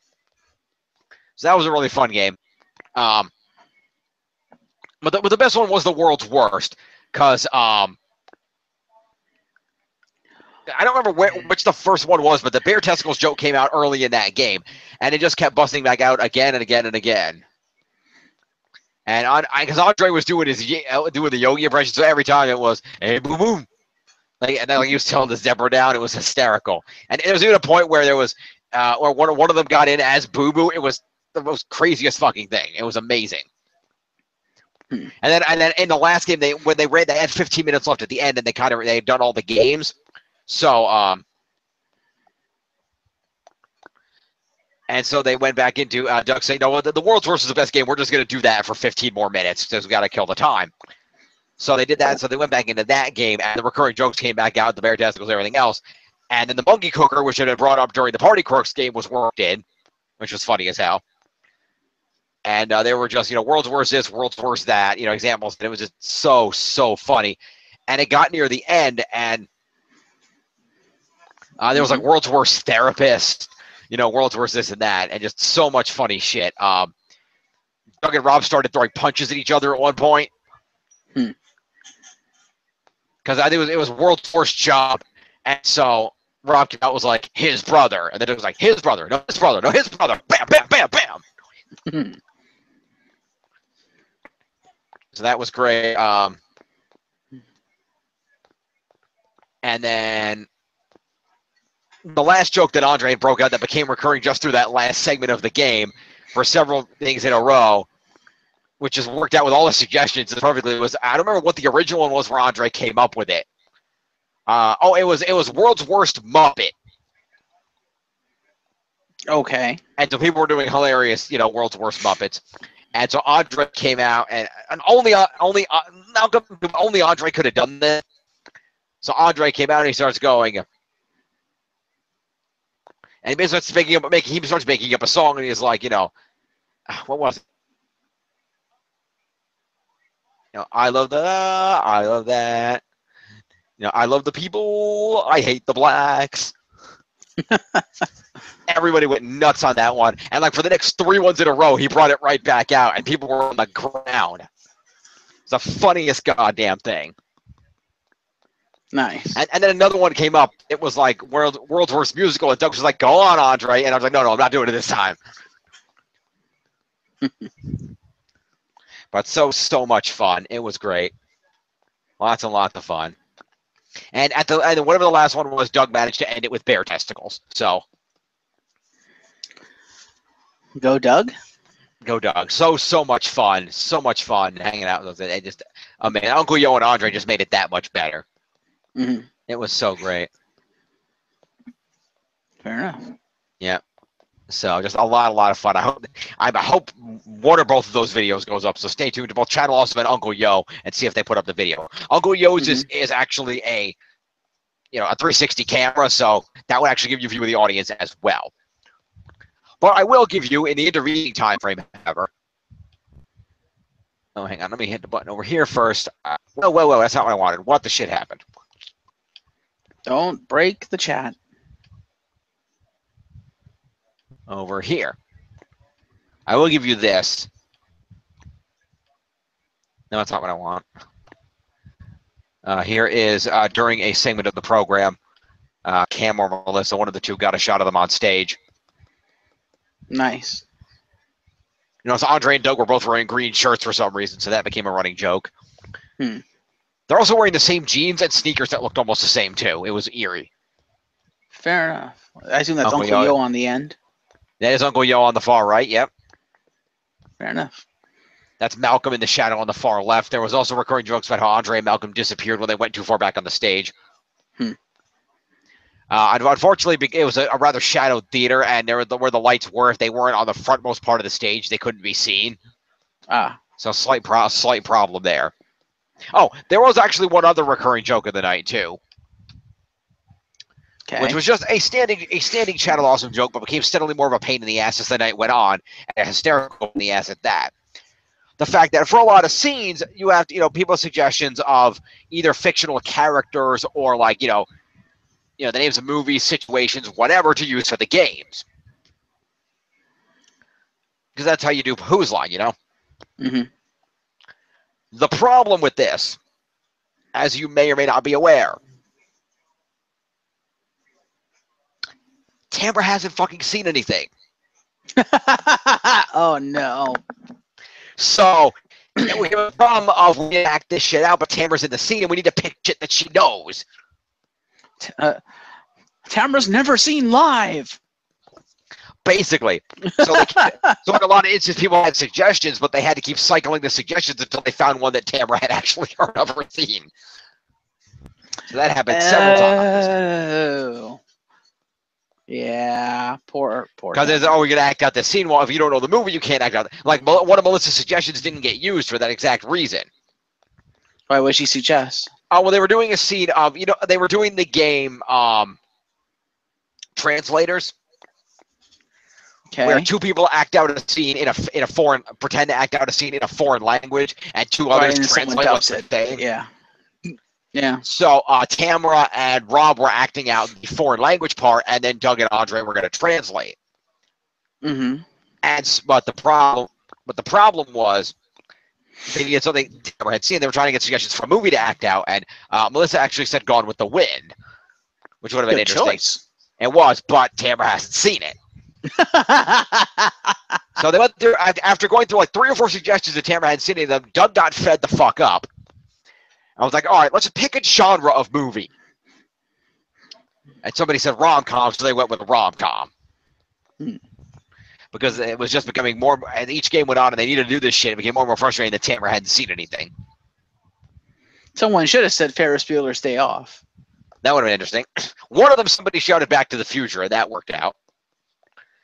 Oh, that was tag in freeze, where there's a game where 2 people start a scene, and in the middle of it, somebody will say freeze, and then that person will come in, tap out one of the people in the scene, take their place, and then from those positions they're in, have to act out another scene. Right. So they started off with Back to the Future on that, and then it just kind of went off the rails from there. Of course it did. Which was great. Yeah, no offense to Tamara, they probably shouldn't include her in these kinds of things until she's seen more shit. Yeah, but it was still funny as hell, so it made for good comedy. And she was great in the bits that she was in. Oh, I imagine she was, yeah. And in the opening game, the dating game, she picked out Uncle Yo as Daniel Day-Lewis, which I think shook the hell out of everybody. Wow. Because she got that, and the Christopher Walken was painfully obvious. But she couldn't get the Deadpool to save her life. Everybody was throwing hints out. It was crazy. Tamara's never seen. Yeah, and then the other joke, another one that came out later, ironically, which is made no sense at all. But you know the game Press Conference. I probably would if you explained it to me. Basically, what happens is that one player is conducting a press conference, and they come up and they conduct a fake press conference. Mm-hmm. And based on the questions being asked by the other players who are playing the reporters asking questions, they have to figure out who they are and what they're announcing at this press conference. Okay. It's a cool game. They've done it on Who's Line. Mm-hmm. Like one of the ones I remember on Who's Line was Colin. Usually whenever they did that game, Colin was the one hosting the press conference. Right. And the one I always remember was he was Santa Claus announcing his retirement, for example. Ah. This one, because again, people don't understand how games work, it got random as hell, which just made it all that much more funnier when Malcolm, who was conducting the press conference, trying to figure it out. Okay. Because it ended up being Howard the Duck. Oh no. Is announcing that he's canceling all Netflix shows forever. Ha! So that he accidentally pulled out the Howard the Duck one. Accidentally. And then everybody was throwing out references to titles of shows on Netflix, trying to get the rest. It was funny. So that worked. That was a good game. So overall, amazing night, lots and lots of fun. Okay then.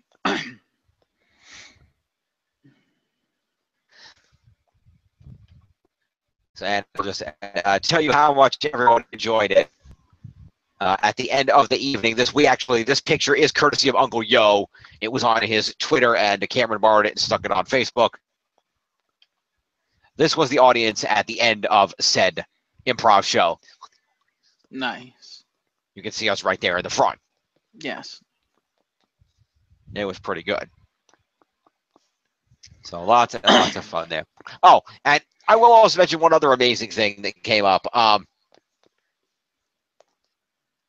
Somebody question, are you familiar with Chappelle's Show? Yes. Okay. Somebody at the con, I think in my personal opinion, if I were judging one cosplay at the con, Okay. by being Prince with pancakes. Okay, then. That's for Chappelle's Show. Yeah, don't recognize that one. Yeah, the one where he was Prince and Prince had a thing with pancakes in the scene where he was Prince. It was hysterical. Okay, then. So he was Prince with pancakes, and it was amazing. He was at all the events, and people get called out. It was great. He was fun. In fact, Prince with pancakes, girlfriend, significant other, whoever she was, is the one who took the picture of us with Andre, actually. Nice. So shout out to Prince with pancakes. Best cosplay. Oh, and also, really cool thing, shout out to the guy who was walking around as the cosplay fairy. Okay, then. Cosplay repair fairy. He had a giant thing on his hat that said cosplay repair fairy. He's carrying around giant bags of cosplay repair supplies. Okay, then. And repairing people's cosplays. It was kind of awesome. Nice. Portable cosplay repair. It was great. Lots of great cosplays this year. I'll just throw that out there. Take a moment here. Lots of fun stuff. Bunch of guys dressed as warriors from Game of Thrones, which is great, carrying around a corpse on a flag cross. Okay, then. Which was had a wolf head, which was something that happened in the show. A king was beheaded and his head replaced with a wolf head after he was killed. They were screaming, "All hail the king! All hail the king of the North!" They were awesome. Lots of the usual great cosplays. Lots of Overwatch people around. I saw some Reapers, bunch of divas. Saw a pretty good Junkrat. Of various costumes or base costume? What do you mean? Well, each of the characters has like 10, 15 different skins? Most of them were base costume. There were a bunch of base divas. One of them was base diva, and then somebody else was her mech walking behind her. Nice. Which is funny.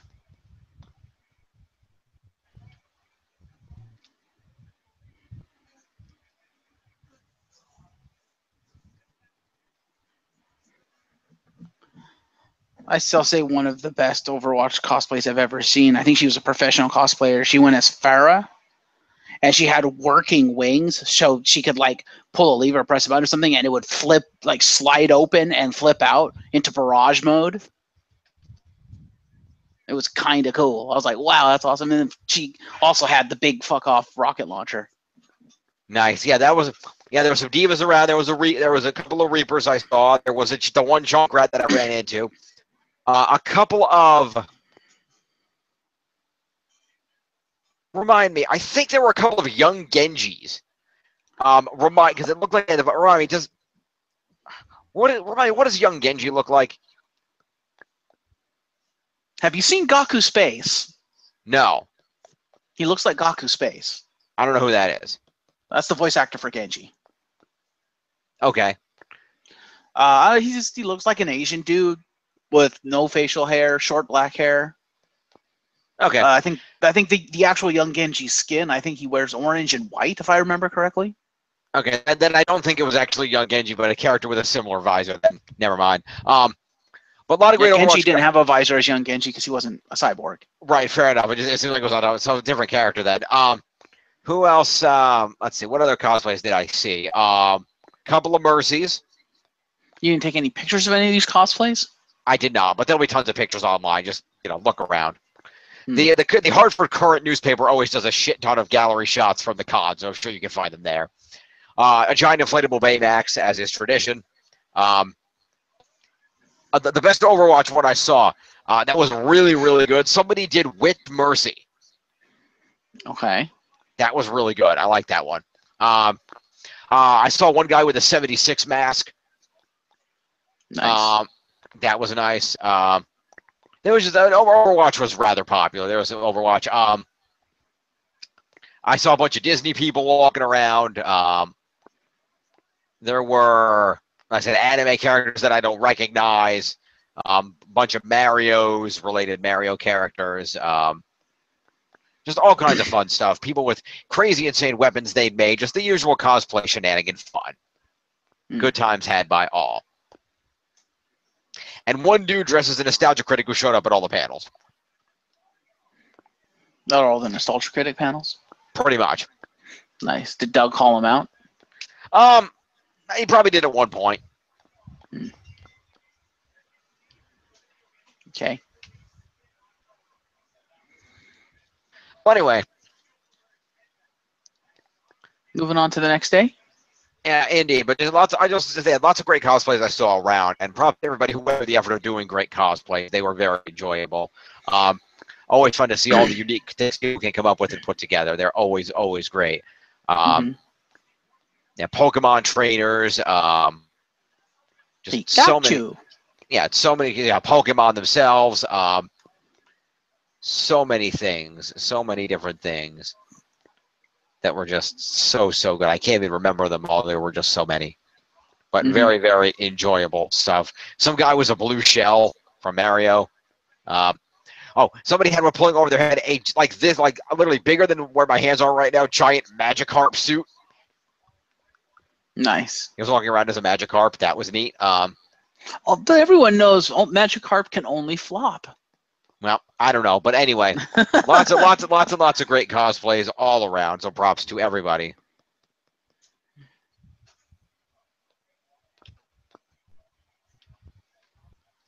Okay. So, what was I saying? What happened after that panel? I assume you went to sleep after that. Yes, after the improv, we went back up to the hotel room and we munched a couple of snacks and we went to sleep at that point because that panel ended at 11:25, and then Nerd came in and did the D&D afterward, which I wouldn't have minded staying around for, but they were wanting to get to sleep, so we went back to the room. So good stuff there. So Saturday, more fun things as we roll along through the day. So Saturday rolled around, and once again, we didn't have a whole lot of things we wanted to do on Saturday morning. Our mornings were... This is an interesting thing I noticed this year at the con. It seemed like we had more time, but we didn't have more time. Because we definitely... because there weren't as many guests as we were interested in. Some of the big guests were Game of Thrones. Right. And as I said, a lot of other things that people were there for. Not a lot of guests that really were for us. So we're trying to rush to as many panels as we were last year, although Doug did have additional events compared to last year. We did do Uncle Yo last year, and of course Andre was here this year. But we did have some more time. It's still, as it was pointed out to me when I asked Cam Melissa, a good explanation. It's, when you go to a con like this, you have to pick what you're going to focus on.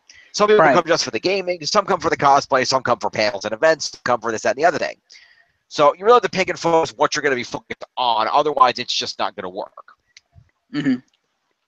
So it seemed like even though we did do a lot, with everything that's going on, it doesn't seem like a lot, you know? Yeah. Yeah. That's the other one. There were a lot of Steven Universe characters around, a lot of the gem people. Fair enough.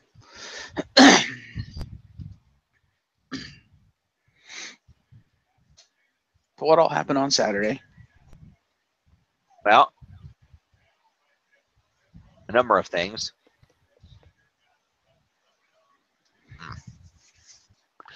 But we got what I was going to say. Well, how about start with breakfast? We'll go from there. I assume you ate breakfast on Saturday. No, actually.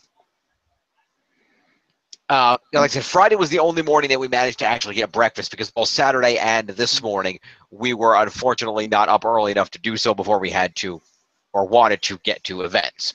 Fair enough. So we did skipping breakfast a couple of times here. So Saturday we got up, and let me see here. I watch July 8th. There we go. So Doug's Nostalgia Critic Q&A was at 1 p.m. Mm-hmm. And so we did want to do a couple of things. So we decided to Yes. So because that wasn't until 1 o'clock, we did end up getting up there a little later than we wanted to. We decided we would go to Doug's panel first because we had not really gotten ourselves up and around to doing anything in the morning. Mm-hmm. By the time we were done, there just really wasn't a lot of time for the food. So we got ourselves together and we headed up there together. We wanted to get in line for the panel at like 12:15, 12:30 because we knew that it was going to be a line. And even when we got there, it was still a massive fucking line. Mm-hmm. So we managed to get in line. Oh, I should mention this, by the way. Tangent back to last night for a sec. Mm-hmm. Back to the Friday night. While we were at Doug's improv panel, we actually met some people that were two things about that actually that I forgot to mention. Let me backtrack. So remember how I formed that line? Yeah.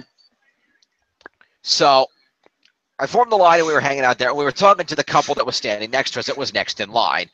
It was the lady of the couple was cosplaying as Vanellope Schweetz from Wreck-It Ralph. Okay. Which is a good cosplay. He was not cosplaying. He was just kind of hanging out. And we started talking to them, and they were very nice people. They apparently have done some regular cons. She's done different cosplays. She said she's not going to be able to do that one again until she repairs it. And her husband was very nice. They've been married for 5 years, but together since high school, so that was adorable. And talking to the very nice, very, very nice people, and talking about different cons and events and being fans of Doug and blah, blah, blah. And as we're chatting, we talk about the things in the local Hartford area, things going on, whatnot. We talk about the Spider-Man movie a little bit because we'd all seen it the night before. And somewhere in the course of the conversation, something comes up about something that was being local. Mm-hmm. And she goes, oh well, we're not actually from the Connecticut area. We're actually from New York. Name of town. Mm-hmm. I'm not going to say it out loud on the internet for the benefit, but we're actually from New York. Name of town. This one.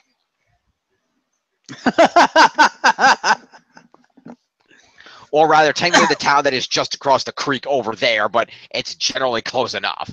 Mm-hmm. It's like, oh, hey, well, I'm from neighboring town. They're from town 30 minutes away. Oh, cool. Small world. So that was fun. Nice. And she mentioned where they live, and I know the complex they live in, so that was kind of neat to find that out. Small world. They were very nice. And the other thing was when we got into the panel, they were standing behind us. They went into the second row. But another two people came in. It was a young man, and I'm assuming his mother was there, and a slightly older woman, but very, very nice. And she was just so excited to be there. Apparently, her son, who was not talking about us, I talked to him a little bit. He looked like he was probably, I don't know, late teens to early 20s, maybe. Was apparently a big fan of Doug and had been watching for a couple of years. And she was excited that he was showing her all this Doug stuff. Mm-hmm. And so we talked to them for a while, helped them kind of, understand what's going on with the panel and things, information about the panel the next day, and give them advice about what time to arrive early because they were at a different hotel, I guess. Mm-hmm. So trying to coordinate. So we were very nice people. So it was very nice to talk to them. And we did see them briefly today as well after Doug's panel today. So that was good. So fast forward back to Saturday. Mm-hmm. So we went to Doug's panel, which was packed. And we went, we didn't get, because we got there late, we didn't get very good seats, but we did get at least centered, so we at least saw what was going on pretty well. Mm-hmm. And that was a good panel. Everybody was on it. Malcolm was late again. Of course. Admittedly, Doug said he wasn't feeling well, so I'll give him that. But they did do the panel. They went through, talked about different things. They were asked questions about this and that. A lot of fun stuff. talking about different reviews because they like movies they like, didn't like, you know, possible future reviews, just all kinds of good stuff. People at all different corners of the room got to ask questions, which was great. Very nice panel, short but good. It was only an hour, but it was a good panel. And they basically, you know, they got up on the stage, they did their thing. It was enjoyable. There was one highlight where there was, to the right of us near the front, there was a young boy who had to be about, I don't know, 10 or 12. Maybe. Okay. Was sitting up there dressed as Ash Ketchum. Nice. Which was cool. And this kid was adorable. And I guess he had talked to Doug at one point beforehand. And he managed to get picked on, to get picked to answer. Andre was on this panel too, by the way. He came to hang out.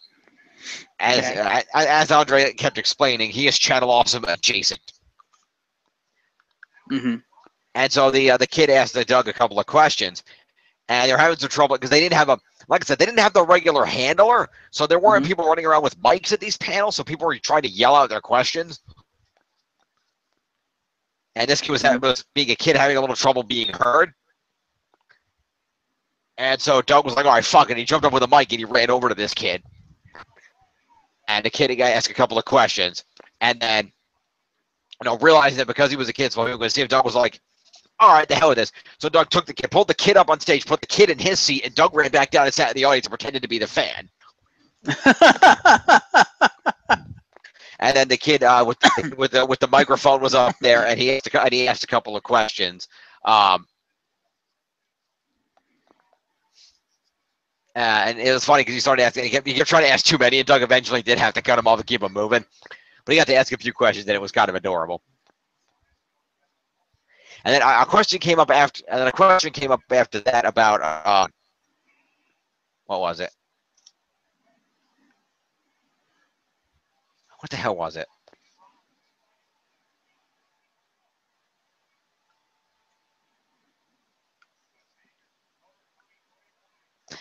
I don't remember what came up, but it was something like something about things that you've seen. I don't remember what the hell it was to save my life. I think Doug taped that panel too, so that'll probably be up. But it was something like that about things that you've seen, and Rob, not missing a beat because he's Rob, he jumped in. I think a 10-year-old kid handling a panel better than my brother has got to be on the top of the list. No reaction to that at all. Wow, you suck. Yeah. Did you even hear what I said? A handling panel better than my brother? Yeah. So that was pretty funny. But they all talked about movies they liked or didn't like. Barney, not for the first time in the weekend. Somebody asked about guilty pleasures. Mm-hmm.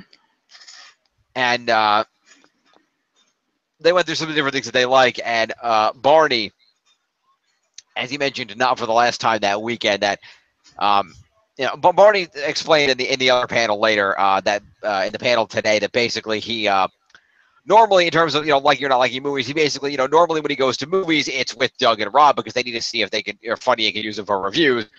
So normally they'll come out of the theater and Barney will just go to them and be like, "Can I like that movie?" And they'll tell him. What the hell? Problem? Why? Why would Live, everybody. Apparently my PS4 is deciding it's going to shut itself off in 10 minutes, despite the fact I still have the WWE Network running on it. Good job. Ay vey. Yeah, I might as well just shut it off anyway. Do it properly. Yep. Stupid Sony. Stupid Sony. Stupid. Now, why would it shut itself off when I'm quite clearly still using it? I have no goddamn idea. Anyway, continue. I'm just turning it off.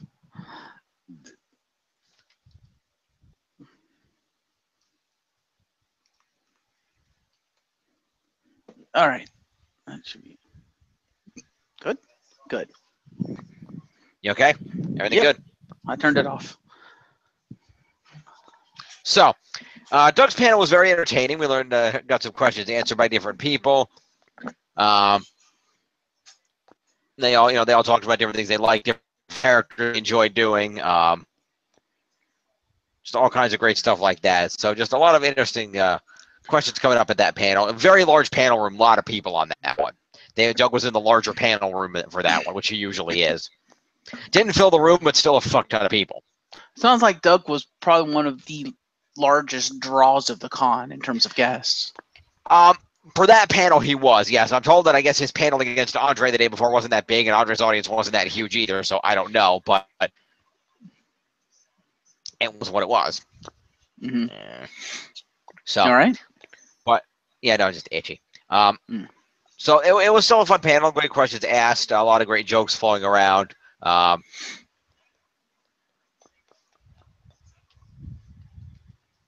else did you do on Saturday?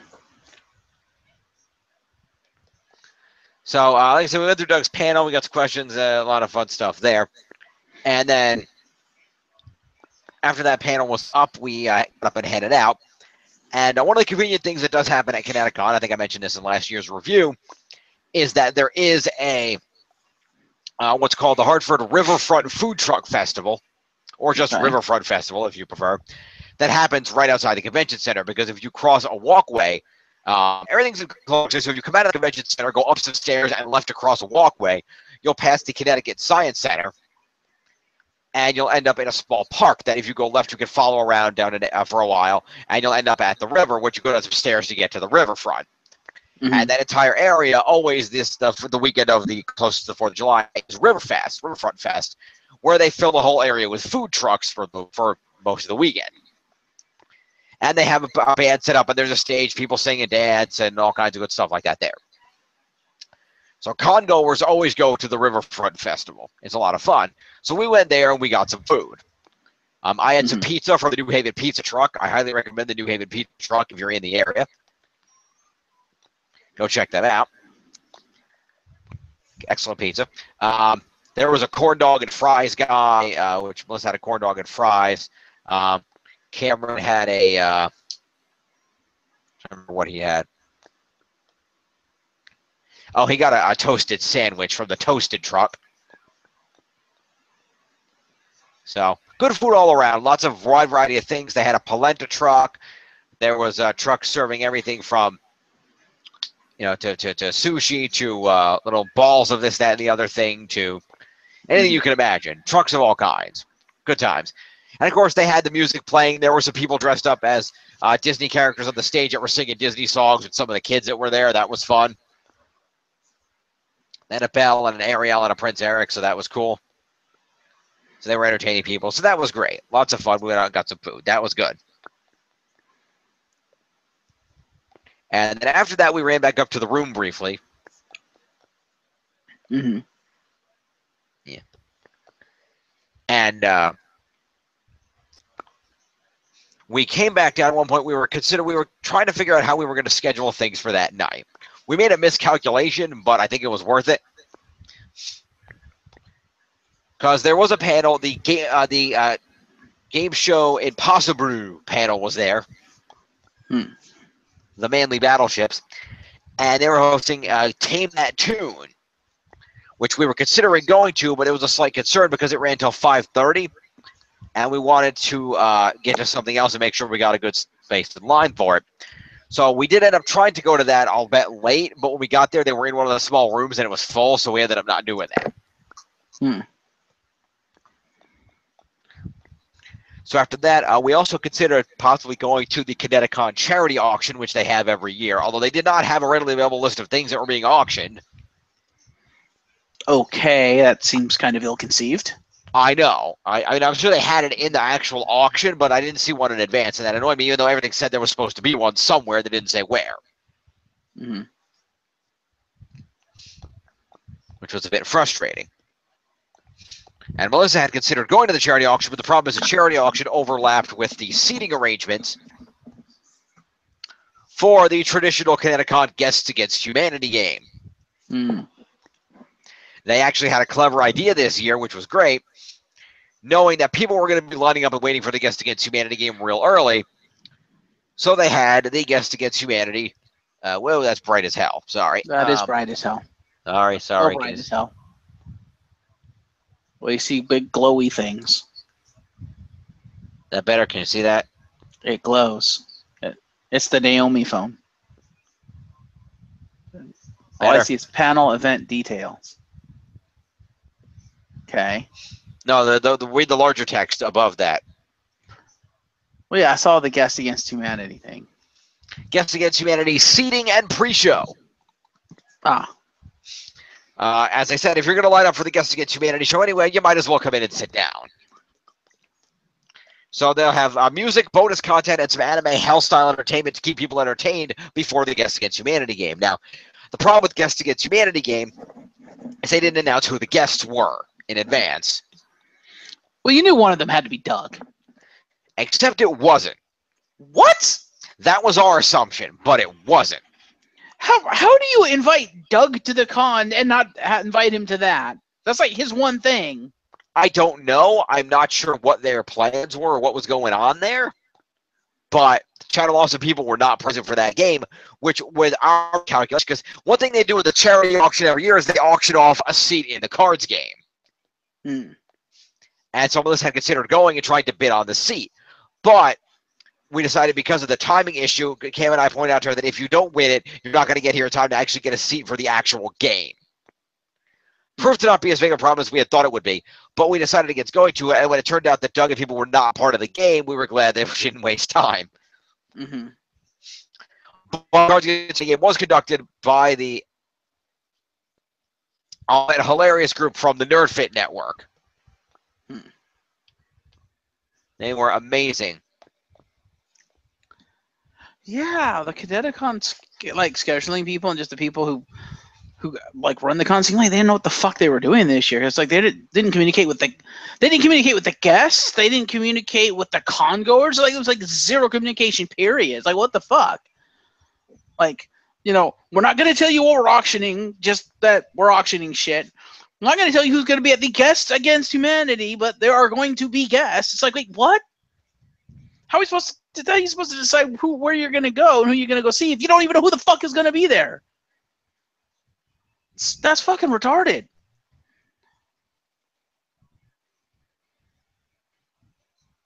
Yeah. They need to get their shit together. That's bullshit. Well, I think the idea is that the guests are kept secret so that you'll come to the charity auction and then find out who they are, potentially bid on them to be in the game.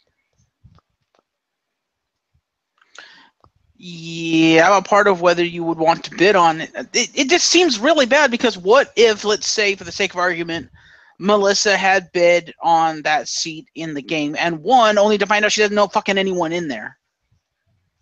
That's kind of bullshit. You just had a conqueror waste her time and money to do this because your ass wanted to keep this shit a secret. It's like, no. If you're going to have people spend real money on this, they need to fucking know who's going to be in it to know whether they should even bid on it or not. Presumably they announced it at the actual event. Because the guy that got it was obviously a NerdFit fan, so clearly they knew at the bidding point who it was going to be. So it just wasn't it, because they might not have known in the advance during the schedule. They might have had to wait for the guests to get them and ask them who wants to do it and find out what was going on there. So I don't know what the Channel Awesome crew might or might not have been doing, but we'll have to see. One thing that it could have been that they do have on that night, which I think might have been the reason they weren't there. Let me open this back up to all schedules real quick here. They do have at the same similar time on the night. There was another event. There was the cosplay burlesque, which I know at the very least I know Uncle Yo was a part of last year. So it's possible the Channel Awesome people went over to check that out over at the Russian Lady establishment. Fair enough. So they might have been there.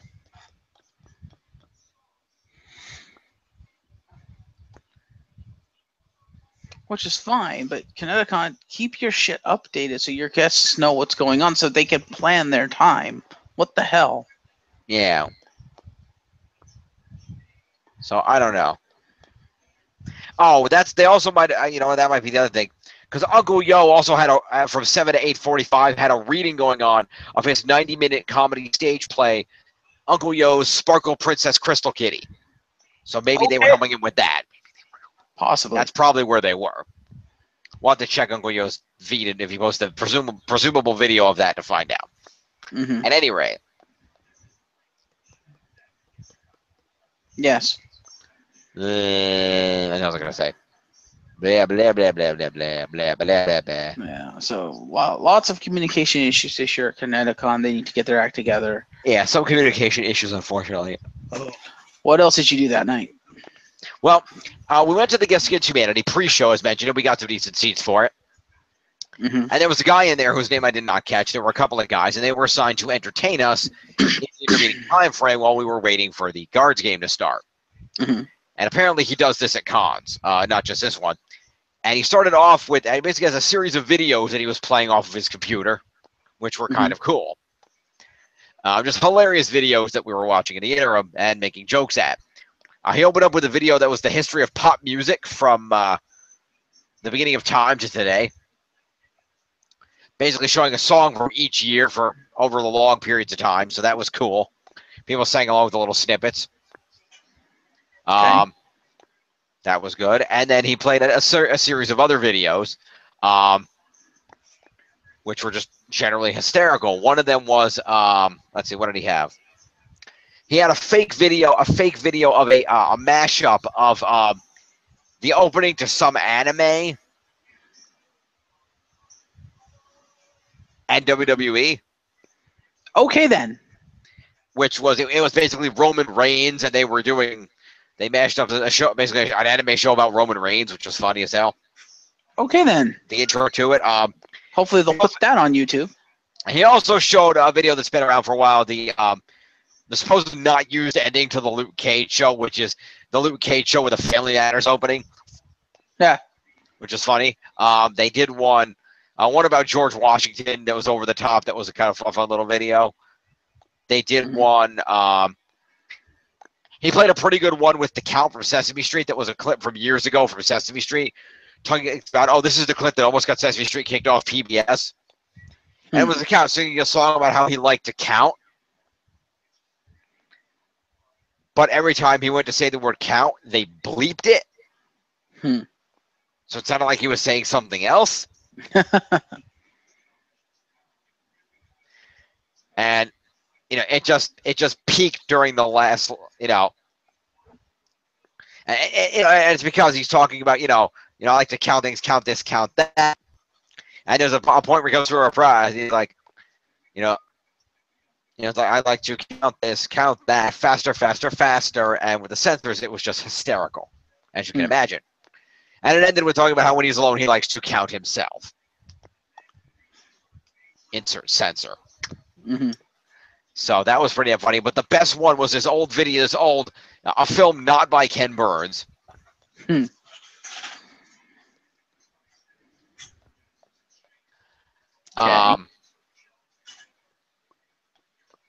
the hell was I going to say?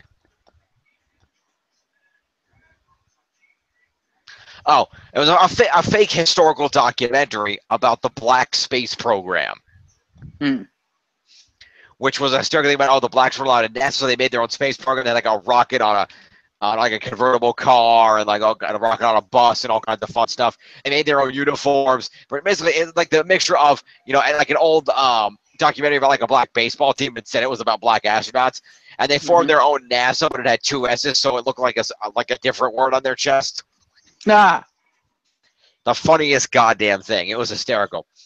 So we went through all the great preview videos, lots of fun stuff that he showed us, and then NerdFit showed up and they began the game. NerdFit had the guy who won the seat. I think I may have laughed harder at this than I did at the improv game, as entertaining as the improv was. No? These guys were amazing. It went so amazingly dark and dirty, you wouldn't believe. I don't know. I've played this shit with you guys. Oh, it was pretty damn good. I'll put it this way. Here's the one that may have gotten... A couple of the guys were sniping at each other, too, during the whole thing, so that just made it even better. Okay. And there's a guy named Eric was in the middle, and then Glenn was on the outside. And they were just going at it through the whole game. Eric, being the worst of the bunch. And so they actually went through. And there were just so many, horrible things being thrown out. Just absolutely amazing. But I think the one that, because it took a minute for people to figure it out, and it was Eric's reaction that brought the house down, was what did the U.S. airlift to the people of Afghanistan? Mm-hmm. And the card that someone played was destroying the evidence.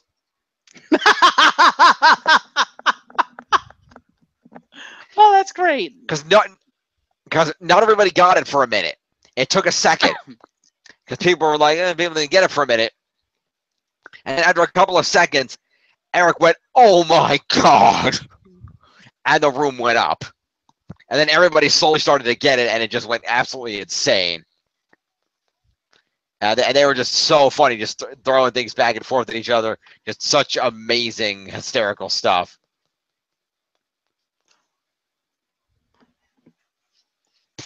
That is so great and so, like, not direct. You know what I mean?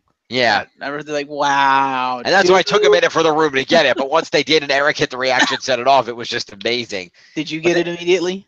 No, it took me a second too, and then I understood it too, but it was so freaking funny. That's so wrong.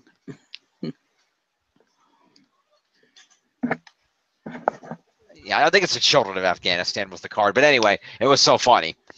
And they're just throwing so many funny, horrible, horrible things out. Well, that's what you're supposed to do with Cards Against Humanity. I know, but it was just so good. Like, they were so good at it. 0 fucks were given? Absolutely 0 fucks were given. And there was some people in the front that knew they were shouting shit out, and it was so good. So good. Amazing, amazing game. The Nerd Fit guys are, I think the Nerd Fit guys are just hilarious. I think they might have been on the group with Chad Lawson last year on the game. I'm not sure, but it was still great. So lots of fun with that. So that was highly enjoyable. And the Guests Against Humanity game ended at about 8:15. Dinner does close at 9, and they didn't want things running late because they suck. And so then you went and got food, went back to the room, and joined me. Shortly, we actually went back up to the room after the Guests Against Humanity game, and we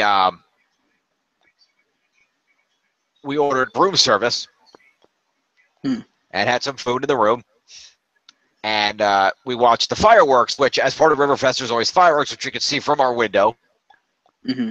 They were partially obscured by the convention center, but we could see them. I have some images and brief video of that. I'll probably post that at some point. Damn thing you went to Connecticut for, obscuring your view. Yeah. And so as I see the fireworks, we ate some food in the room. And, I forgot something else relevant to mention, by the way. During the break earlier in the day,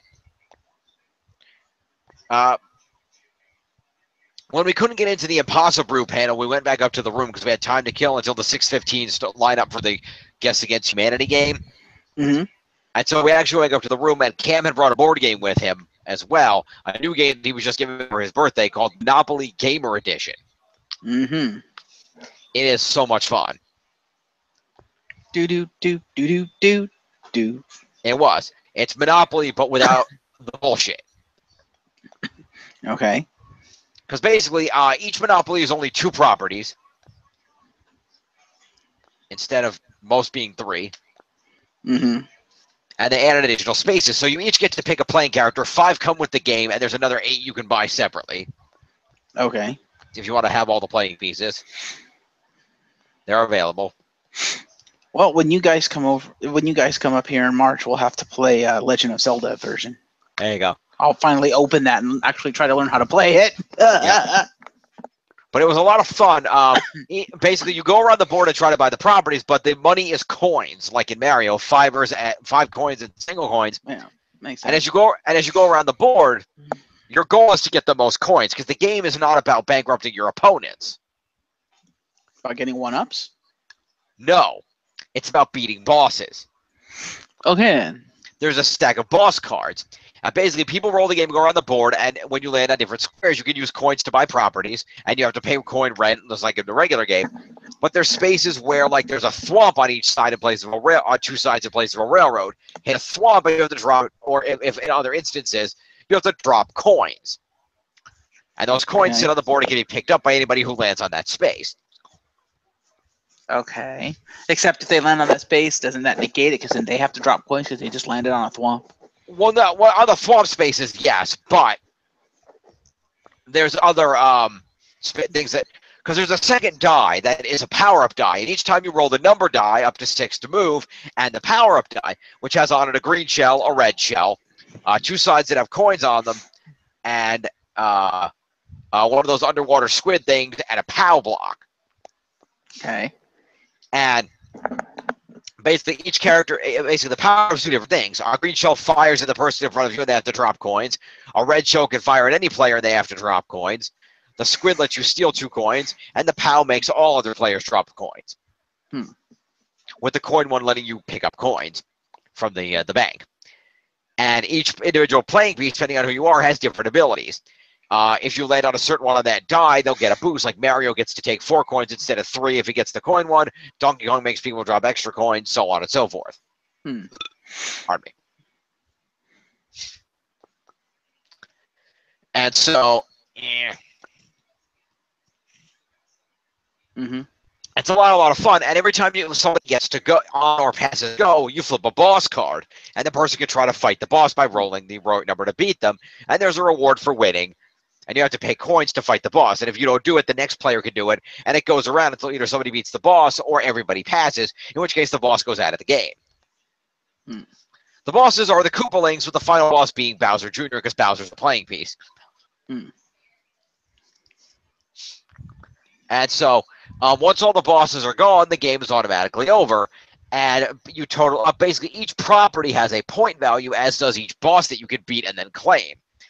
And once the last boss is gone, everybody counts up their total points, with coins being worth point amounts based on the conversion rate, which is 10 points for every 5 coins that you have. And there's no remainder, so if you end up with less than 5 as a remainder, they don't count or anything. And whoever has the most points wins. Okay.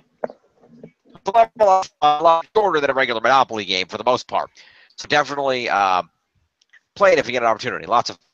We played that when I guess you made Chris watched fireworks, ate the room service. We ate the room service while we watched the Nostalgia Critic Wonder Woman review, the behind the scenes of the Wonder Woman review, and the bloopers from the Wonder Woman review. And then after that, I set everything up, and of course, I was here for our usual Whoozy. Fantasy Log, which we did cover. Watch it now on our channel. While they went to sleep. So that was cool. And then there was today. Excuse me. So today,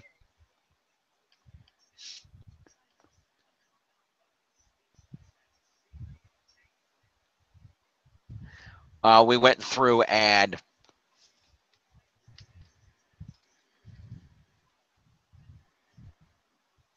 and for those who are interested, I got completely hosed at Great Balls of Fire. Lovely. Yeah, I basically lost all my matches. Okay, then. Yeah, it sucked. Covered that Thursday. But in the meantime, today we got up. Again, we overslept for breakfast, unfortunately. Oh, and again, advice, I always mention this on Saturday night. Put your bags in your car Saturday night, because everybody and their mother is going to be trying to use the elevator Sunday morning, because checkout is like 11 a.m. So if you put your bags in your car the night before, you have much less shit to carry, and you can go down the stairs. Provided you're not on the 10th floor. No, you can go down 10 flights of stairs. We were on the 8th floor. We were down 8 flights of stairs. I wouldn't. Well, that's not that bad, and you avoid the crowded elevators instead of having to wait there for an hour for an elevator to be open. True. So, as thousands of people are checking out at once. And if you can use Room Mobile checkout or call the phone checkout, do that. You'll save yourself another step. So we got everything cleaned up and got out of the room. And, Yeah, sorry. Mm-hmm. So what all happened on the last day? I should mention that at one point we did try to go back to the dealer's room, and it was kind of Doug and Andre had long lines, so we couldn't see them again. We did want. There was a guy selling keyblades. I checked the prices; they were about $70. I didn't want to spend that. Mm-hmm. There's also a book booth, which did have a Power Rangers book, but I didn't buy it. But there was lots of cool vendors, lots of great things going on with the stuff at the con. So very cool. Somebody was selling bean bags and stuff. Neat Nice. stuff. Good Did you things buy all around. anything? Good not really, just the aforementioned autograph sheets. Oh, so you bought nothing in the dealer's room then? Well, these guys were in the dealer's room, technically. Mm-hmm. We got a t-shirt and lanyard from the con merch table itself. Dude, you got to come back with at least one collectible. Come on, that's like a con rule. You got to go to the dealer's room at least once, and you have to leave with a purchase. I purchased a birthday present for Cab. Does that count? Cheapskate. Yeah. Sorry. I don't waste money for no reason. I will teach you John and I will teach you the etiquette of conning when you come up here for Emerald City Comic Con. Yeah, okay. Anywho. So we got up. Pardon me. So we got up this morning. We did, unfortunately, because I was up late doing the thing last night, and potentially because of that, Cam did have some trouble sleeping, which was unfortunate. He did end up getting up at one point. So we did oversleep a little bit on our plans to get breakfast in the morning, but luckily we had put our stuff away the night before, so we didn't have to deal with too much packing in the morning, just a few little things. Right.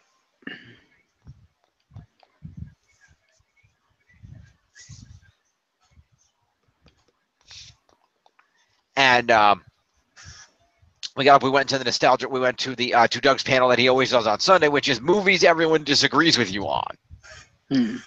Which is a panel about basically either movies that you like that everyone else hates, or movies that you hate that everyone else likes. And people get to throw out their concepts, their ideas, everything else. One detail from Critics panel on the Q&A on Saturday, by the way, I forgot to mention. When they got to the end of the panel, and Tara had a good time at that panel as well, because there were like 3 or 4 hyper fangirls. Nice. They were all taking pictures, and she called on them, and it was great. Yeah. But at the end of the panel, as they were walking out of that panel, Doug was like, "Yeah, we're going to go to our booth right now, so come see us at our booth." And Rob jumped on the mic. Rob was like, "We accept cookies. I just want to put that out there." So we went to Doug's panel the next day on Sunday. And we listened to people talk about the movies they liked. Like Melissa was going to talk about how she didn't like Citizen Kane. All right. Because she was waiting for the build-up on Rosebud and felt that it didn't have a good payoff. But she didn't get picked on. Sadly. But we heard a lot of people talk about movies they liked or didn't like. A lot of great references. Again, Barney brought up something that he had mentioned on the panel the previous day when the Guilty Pleasures came up, and that was that in terms of movies like that, his guilty pleasure has always been the movie that ended Sean Connery's career, The League of Extraordinary Gentlemen. It's a fun movie. Have you seen it? I have. I like that movie. Yeah. So they talked about that. Andre was on this panel as well. And they talked about different things. So many people talking about different. When you mentioned Johnny Test at one point, which Andre was the only one who got, because he knew what that was. Talking about the Anastasia movie at one point. Just all kinds of Napoleon Dynamite came up. A few other things. All kinds of great stuff. And so we enjoyed that panel. That was a lot of fun. I think Doug taped that one as well. I think.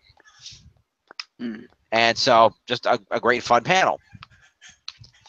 Barney was there, like so they all talked about different things, and they all picked different people. Lots of good stuff being brought up. There was one point where a girl was raising her hand, and then she, when she got picked on, she pointed to the guy next to her and said that he didn't like a movie, I don't wait. This isn't an outing panel, which was funny. So good stuff, good stuff. But see, if I'd have been there, I would have said The Amazing Spider-Man 2. You like that movie? I like parts of it. A lot of the stuff that people complained about, I actually had no problems with. The only thing I agree with people on is Electro, because they screwed the pooch on him, and I'm so sorry, Jamie Foxx, that you had to go through that. There was actually a Spider-Man cosplayer who got picked on rather early, and he said Spider-Man 3. No, that was a shit movie. It had a good villain, but that was a shit movie. He had some points about why he liked it, which was interesting. But just a lot of good stuff being brought up. Somebody said Waterworld at one point. Waterworld's a cult classic. So a There's lot of fun. People that like that movie. It's a lot of fun with that panel. We got to hear all that after. We did check out with the mobile app from the room, and we got put the last of our stuff in the car first before we headed up to the panel. And now we went to the panel, but I brought something explicitly with me. Okay. In my bag. Okay. Because we had, like I mentioned, we brought a bunch of snacks with us that we were eating in the room, including a box of cheeses we didn't open. Some candy that I brought with me, a couple of Hershey bars, a couple of Kit Kats, which was for them because I asked them what they wanted. I had some Raisinets to add some Mike and Ike's.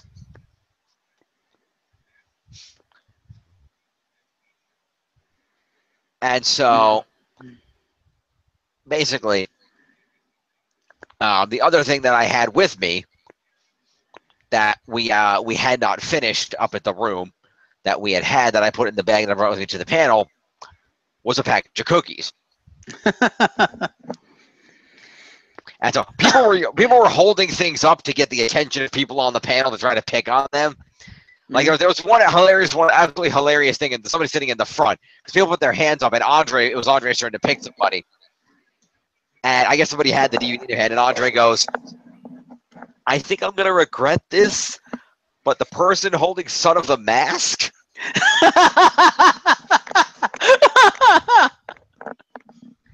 Turned out that wasn't even the movie they wanted to talk about. They were just to get attention. But but basically the guy talked about some other thing that he wanted to talk about, and the guy was actually that guy was from Sweden.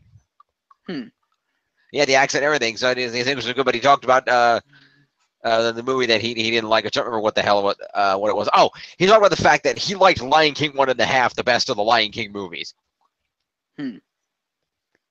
which is kind of cool. He talked about that for a lot of fun. But near the end, I hadn't thought of it sooner, but near the end, I gave Melissa the cookies to hold up to try to get called on. Didn't work, but we tried. But after the panel was out, they forced us out of the room because the Jeremy Shada Q&A was waiting to come in. But we went outside of the room, and I waited outside the room as they were clearing the room. And as Doug's crew cleared and came out of the room and they came past us, I popped into the aisle and I went, "Rob, since you asked yesterday," and I gave him the cookies. And he was like, "Oh, thank you." So Rob loves me now. He'll remember when if I come in next year and I'll be like, "I'm the guy that gave you cookies on Sunday." Oh my God, yeah. I know he'll remember me. So that's cool. Nice. So a lot of fun with that. You're officially untouchable. You now have Santa Christ on your team. Apparently. He did do Santa Christ at one point in one of the panels. He was introducing himself.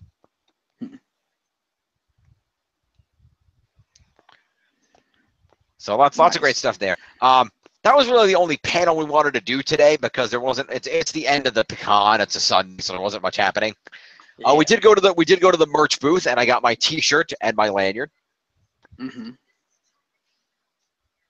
Right there. Connecticon. So let me get this straight. You bought stuff related to the con, but you didn't buy stuff with actual fucking worth from the dealer's room. What the hell, dude? Wow. It is what it is. Wow. Just wow. No words, just wow. Yeah, well. Yes, we're going to have to pop your con, Jerry, because you're obviously doing this wrong. I'm doing it as Melissa and Cam do it. I assure you right now, you will be discussed among the West Coast contingent of the league after Okay. Fair enough. By the way, interestingly, when people wanted to sit down for the Guests Against Humanity, they didn't bother to check these until people were in the room and everybody had to hold their stuff to get looked at. Okay, then. So that was interesting. So much for security measures. Oh, they had like no fucking security. I mean, their security was they were checking badges like everywhere, which a lot of people complained about. But they're lucky someone didn't go there with intent to assassinate Doug. Oh yeah, because they weren't checking bags at all. I'm sure they weren't peace bonding anything either. Peace bonding? You've not heard of that? I do not know what that is.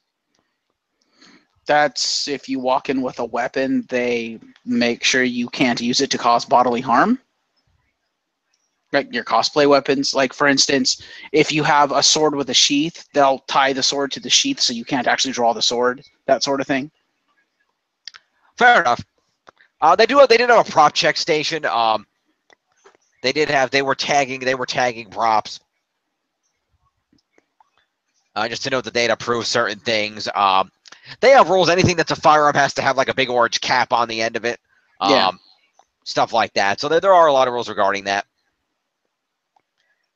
But yeah, usually at conventions, especially ones that are known for heavy cosplaying, and especially ones known for heavy cosplaying with weaponry, they have a peace bonding station at the front, like you said, the prop check, and they'll peace bond every weapon that goes through there.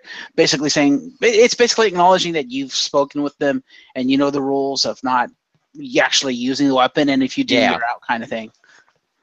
Pretty much. Basically, it's so all the security people around the con know this weapon is okay, kind of thing. Yep. So that was pretty cool. Oh, I saw a Bastion. There was a Bastion. Nice. Bleep, bleep, bleep. I remember the Bastion. There was a Bastion. He was cool.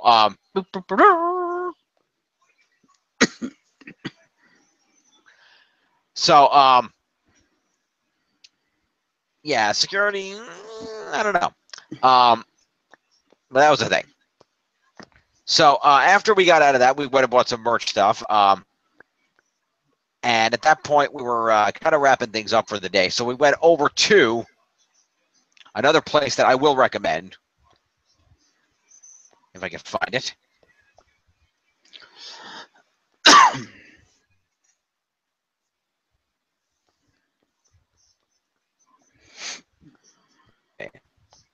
Mm-hmm. It's up here in my right. The Blind Pig. Okay. The Blind Pig is a pizza shop. Right across. I know it's bright. Hang on. I'm going to get it. Relax. Calm yourself, Iago. Jafar. Yeah. Anyway. There's that a brightness setting on it. Where the hell is it?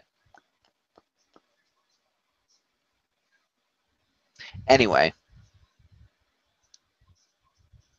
You just need it to dim itself. So like I was saying, the Blind Pig. Okay, then. Is that pizza? That's pizza. Okay, then. Blind Pig, it's a place founded by the guy that owns, or co-founded at least, by the guy that owns another local place called Bear's Barbecue. Okay, then. This was apparently the original Bear's Barbecue location, and he's expanded to several more in the area, and they renovated this one into this pizza shop, which is a very cool pizza shop. It's a pizza shop, pizza and booze. They have a wide array of local boozes, things you can get, and a wide array of pizzas that are available. Sounds like a place next to my shop. Yeah, they took some pictures of people from the con that were there. Nice. Yes, that's Lady Pool. And they were offering specially for Connecticon this weekend. They're one of their specials. You can see that there. It looks like a pizza. It is. Look closer at it. I can't. It's too bright. Oh, what's on it? Look at the pizza. I can't tell what that's supposed to be. Was it potatoes? No, that is It looks crinkle cut. It is. That is a pizza, a standard, a pepperoni, a Bear Smokehouse Barbecue is the place they own. It's a pizza, a pepperoni pizza with dill pickles and Bear's Smokehouse barbecue sauce. Oh, for pickles. Okay. Pickles and the barbecue sauce. Fair enough. Not a pickles fan. And they were calling this the Ninja Turtle Pizza.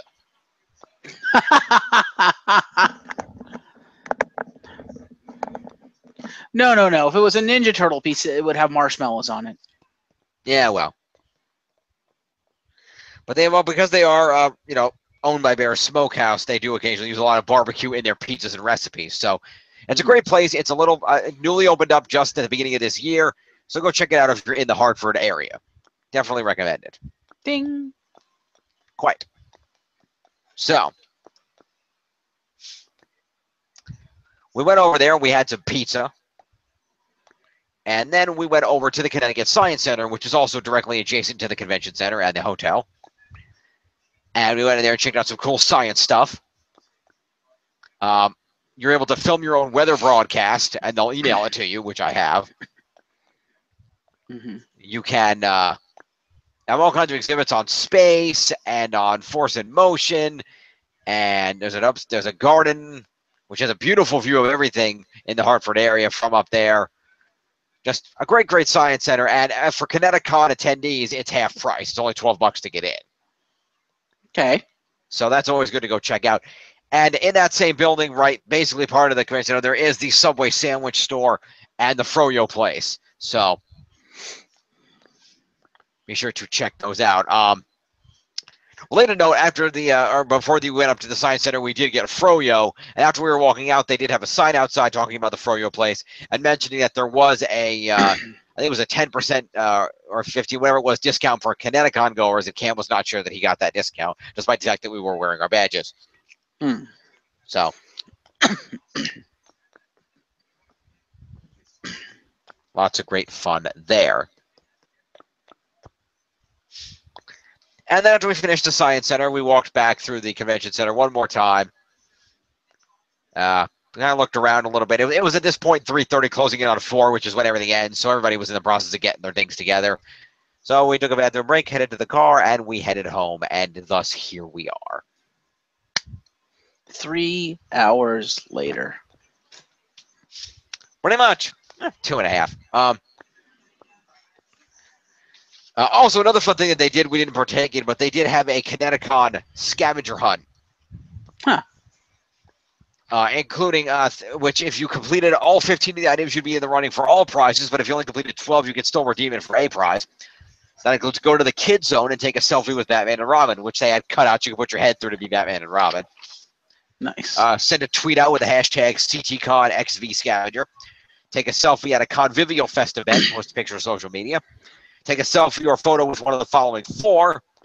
A member of the Justice League, a member of the Avengers or Deadpool, a Sailor Scout or Rick or Morty. Take a selfie at the Food Truck Festival. Enjoy food while you're there. Take a selfie group photo at the Poker Stop outside the Convention Center. Find a charity auction board and write down one auction item. Yeah, fucking right. Thinking that was hard to find? Take a selfie with a puppet. Take a selfie with a free hug sign. Take a selfie with a zombie trying to eat you. Find Amanda, the programming director, on Saturday only for a special item, limited quantity, first come, first serve. Sign up to learn a game at the Marriott and receive a sticker once completed. Stop into the cosplay photo booth and say hello, and if you have time, have your photo taken. Stop by the Magic Craft booth and get your picture taken at the Nixus photo booth and take a selfie while you're at it. So, cool things there. What would you have gotten if you'd have done it? I don't know. It doesn't say. Some prize. Fair enough. I take it that the fucking board would have been impossible to get to. I don't know. I'm assuming it was probably in the room where they were doing the auction, but how early, I don't know. Mm-hmm.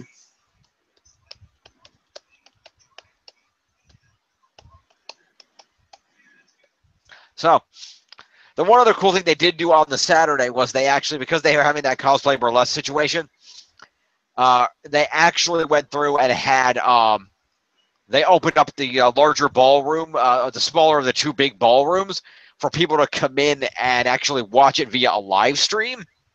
It was 21 and up room, and they were serving booze. Interesting. That was cool.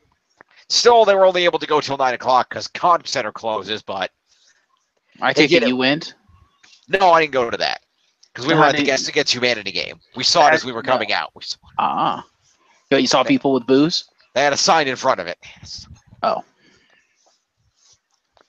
So that was neat. Booze here? Yeah, basically, this is the event. Must be 21 or over to enter. Have ID. Fair enough. So that was neat. So overall, it's very successful, Connecticon. Very enjoyable. I do recommend Connecticon if you want to go, but plan ahead. I highly advise getting there on Thursday because you'll get your badge with no problem. I'm told that the Friday line was apparently still kind of long and a pain in the ass. In addition, if you have one, bring your own lanyard, just in case. Yeah. That is a good idea for any con you go to. Bring your own lanyard. Always bring your own lanyard. And overall, I would just say it is a great con. There's still I need to work some kinks out here and there. There has been an observed notice in that they are having more toward guests and less toward some of the other stuff they used to do. Some events aren't around anymore or things like that. So, look into what they're doing before you decide to go. See if it's worth it for you.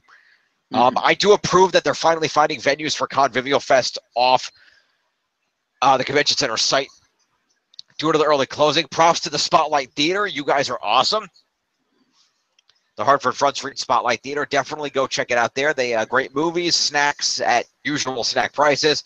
The Bistro has great food. You can get some of that and bring it in with you for an affordable rate. Have dinner while you're watching your movie. And, of course, they are having some late-night events there. So definitely there was an event was happening over there on Saturday night as well. They were having a Rocky Horror Picture Show by the RKO Army. No relation to Randy Orton as far as I know. So lots of fun things that they finally found that that Spotlight was willing to rent theaters to them for events. So that really helps having a convenient off-site location to have later night events in a big enough room that can hold some people. So that's good. And apparently they're doing better with some of the places where they're holding the dances and things as well, although some people are still unhappy with some of those locales and either how skeezy they are or how far away they are. And that the shuttle scheduling is apparently inconsistent. So more communication overall. That seems to be recurring from years past. Connecticut's biggest issue is just a lack of communication on what's going on, where, and how. So definitely something that could be improved. But overall, Connecticut was a great experience. I recommend going if you have the opportunity. It's inexpensive. Buy your pass early because you'll only pay $50 if you get it before January or $60 if you get it before April. If you wait, it's going to be $75. Plus, there's going to be a $5 fee because Grotix is adding a fee now. Also, keep your eyes peeled for guests and scheduling because it comes out rather late. Overall, an enjoyable con. Like I said, I recommend it. We'll get Cam and Melissa's thoughts on some of the things I'm saying down below. They can correct me on some things if I missed anything or got anything wrong. Indeed. Overall, really fun. Go give it a shot. Connecticon. Hopefully, we will see Connecticon 16. Oh, that was one other thing. These books are really helpful. They list all the guests and things. They do have some maps in there so you can find things, which is nice because the maps were not working in the app very well, as I understood it. Hopefully they will improve on their operations in the years to come. But I will just say, hopefully, as they always do, they do advertise next year's con in the back of the book. Right here, which is nice. But con guys, book publisher con people. Don't know if anybody has pointed this out to you yet. So you have Connecticut 16 in here saying, buy by January 6th of 2018 to get the discount, blah, blah, blah.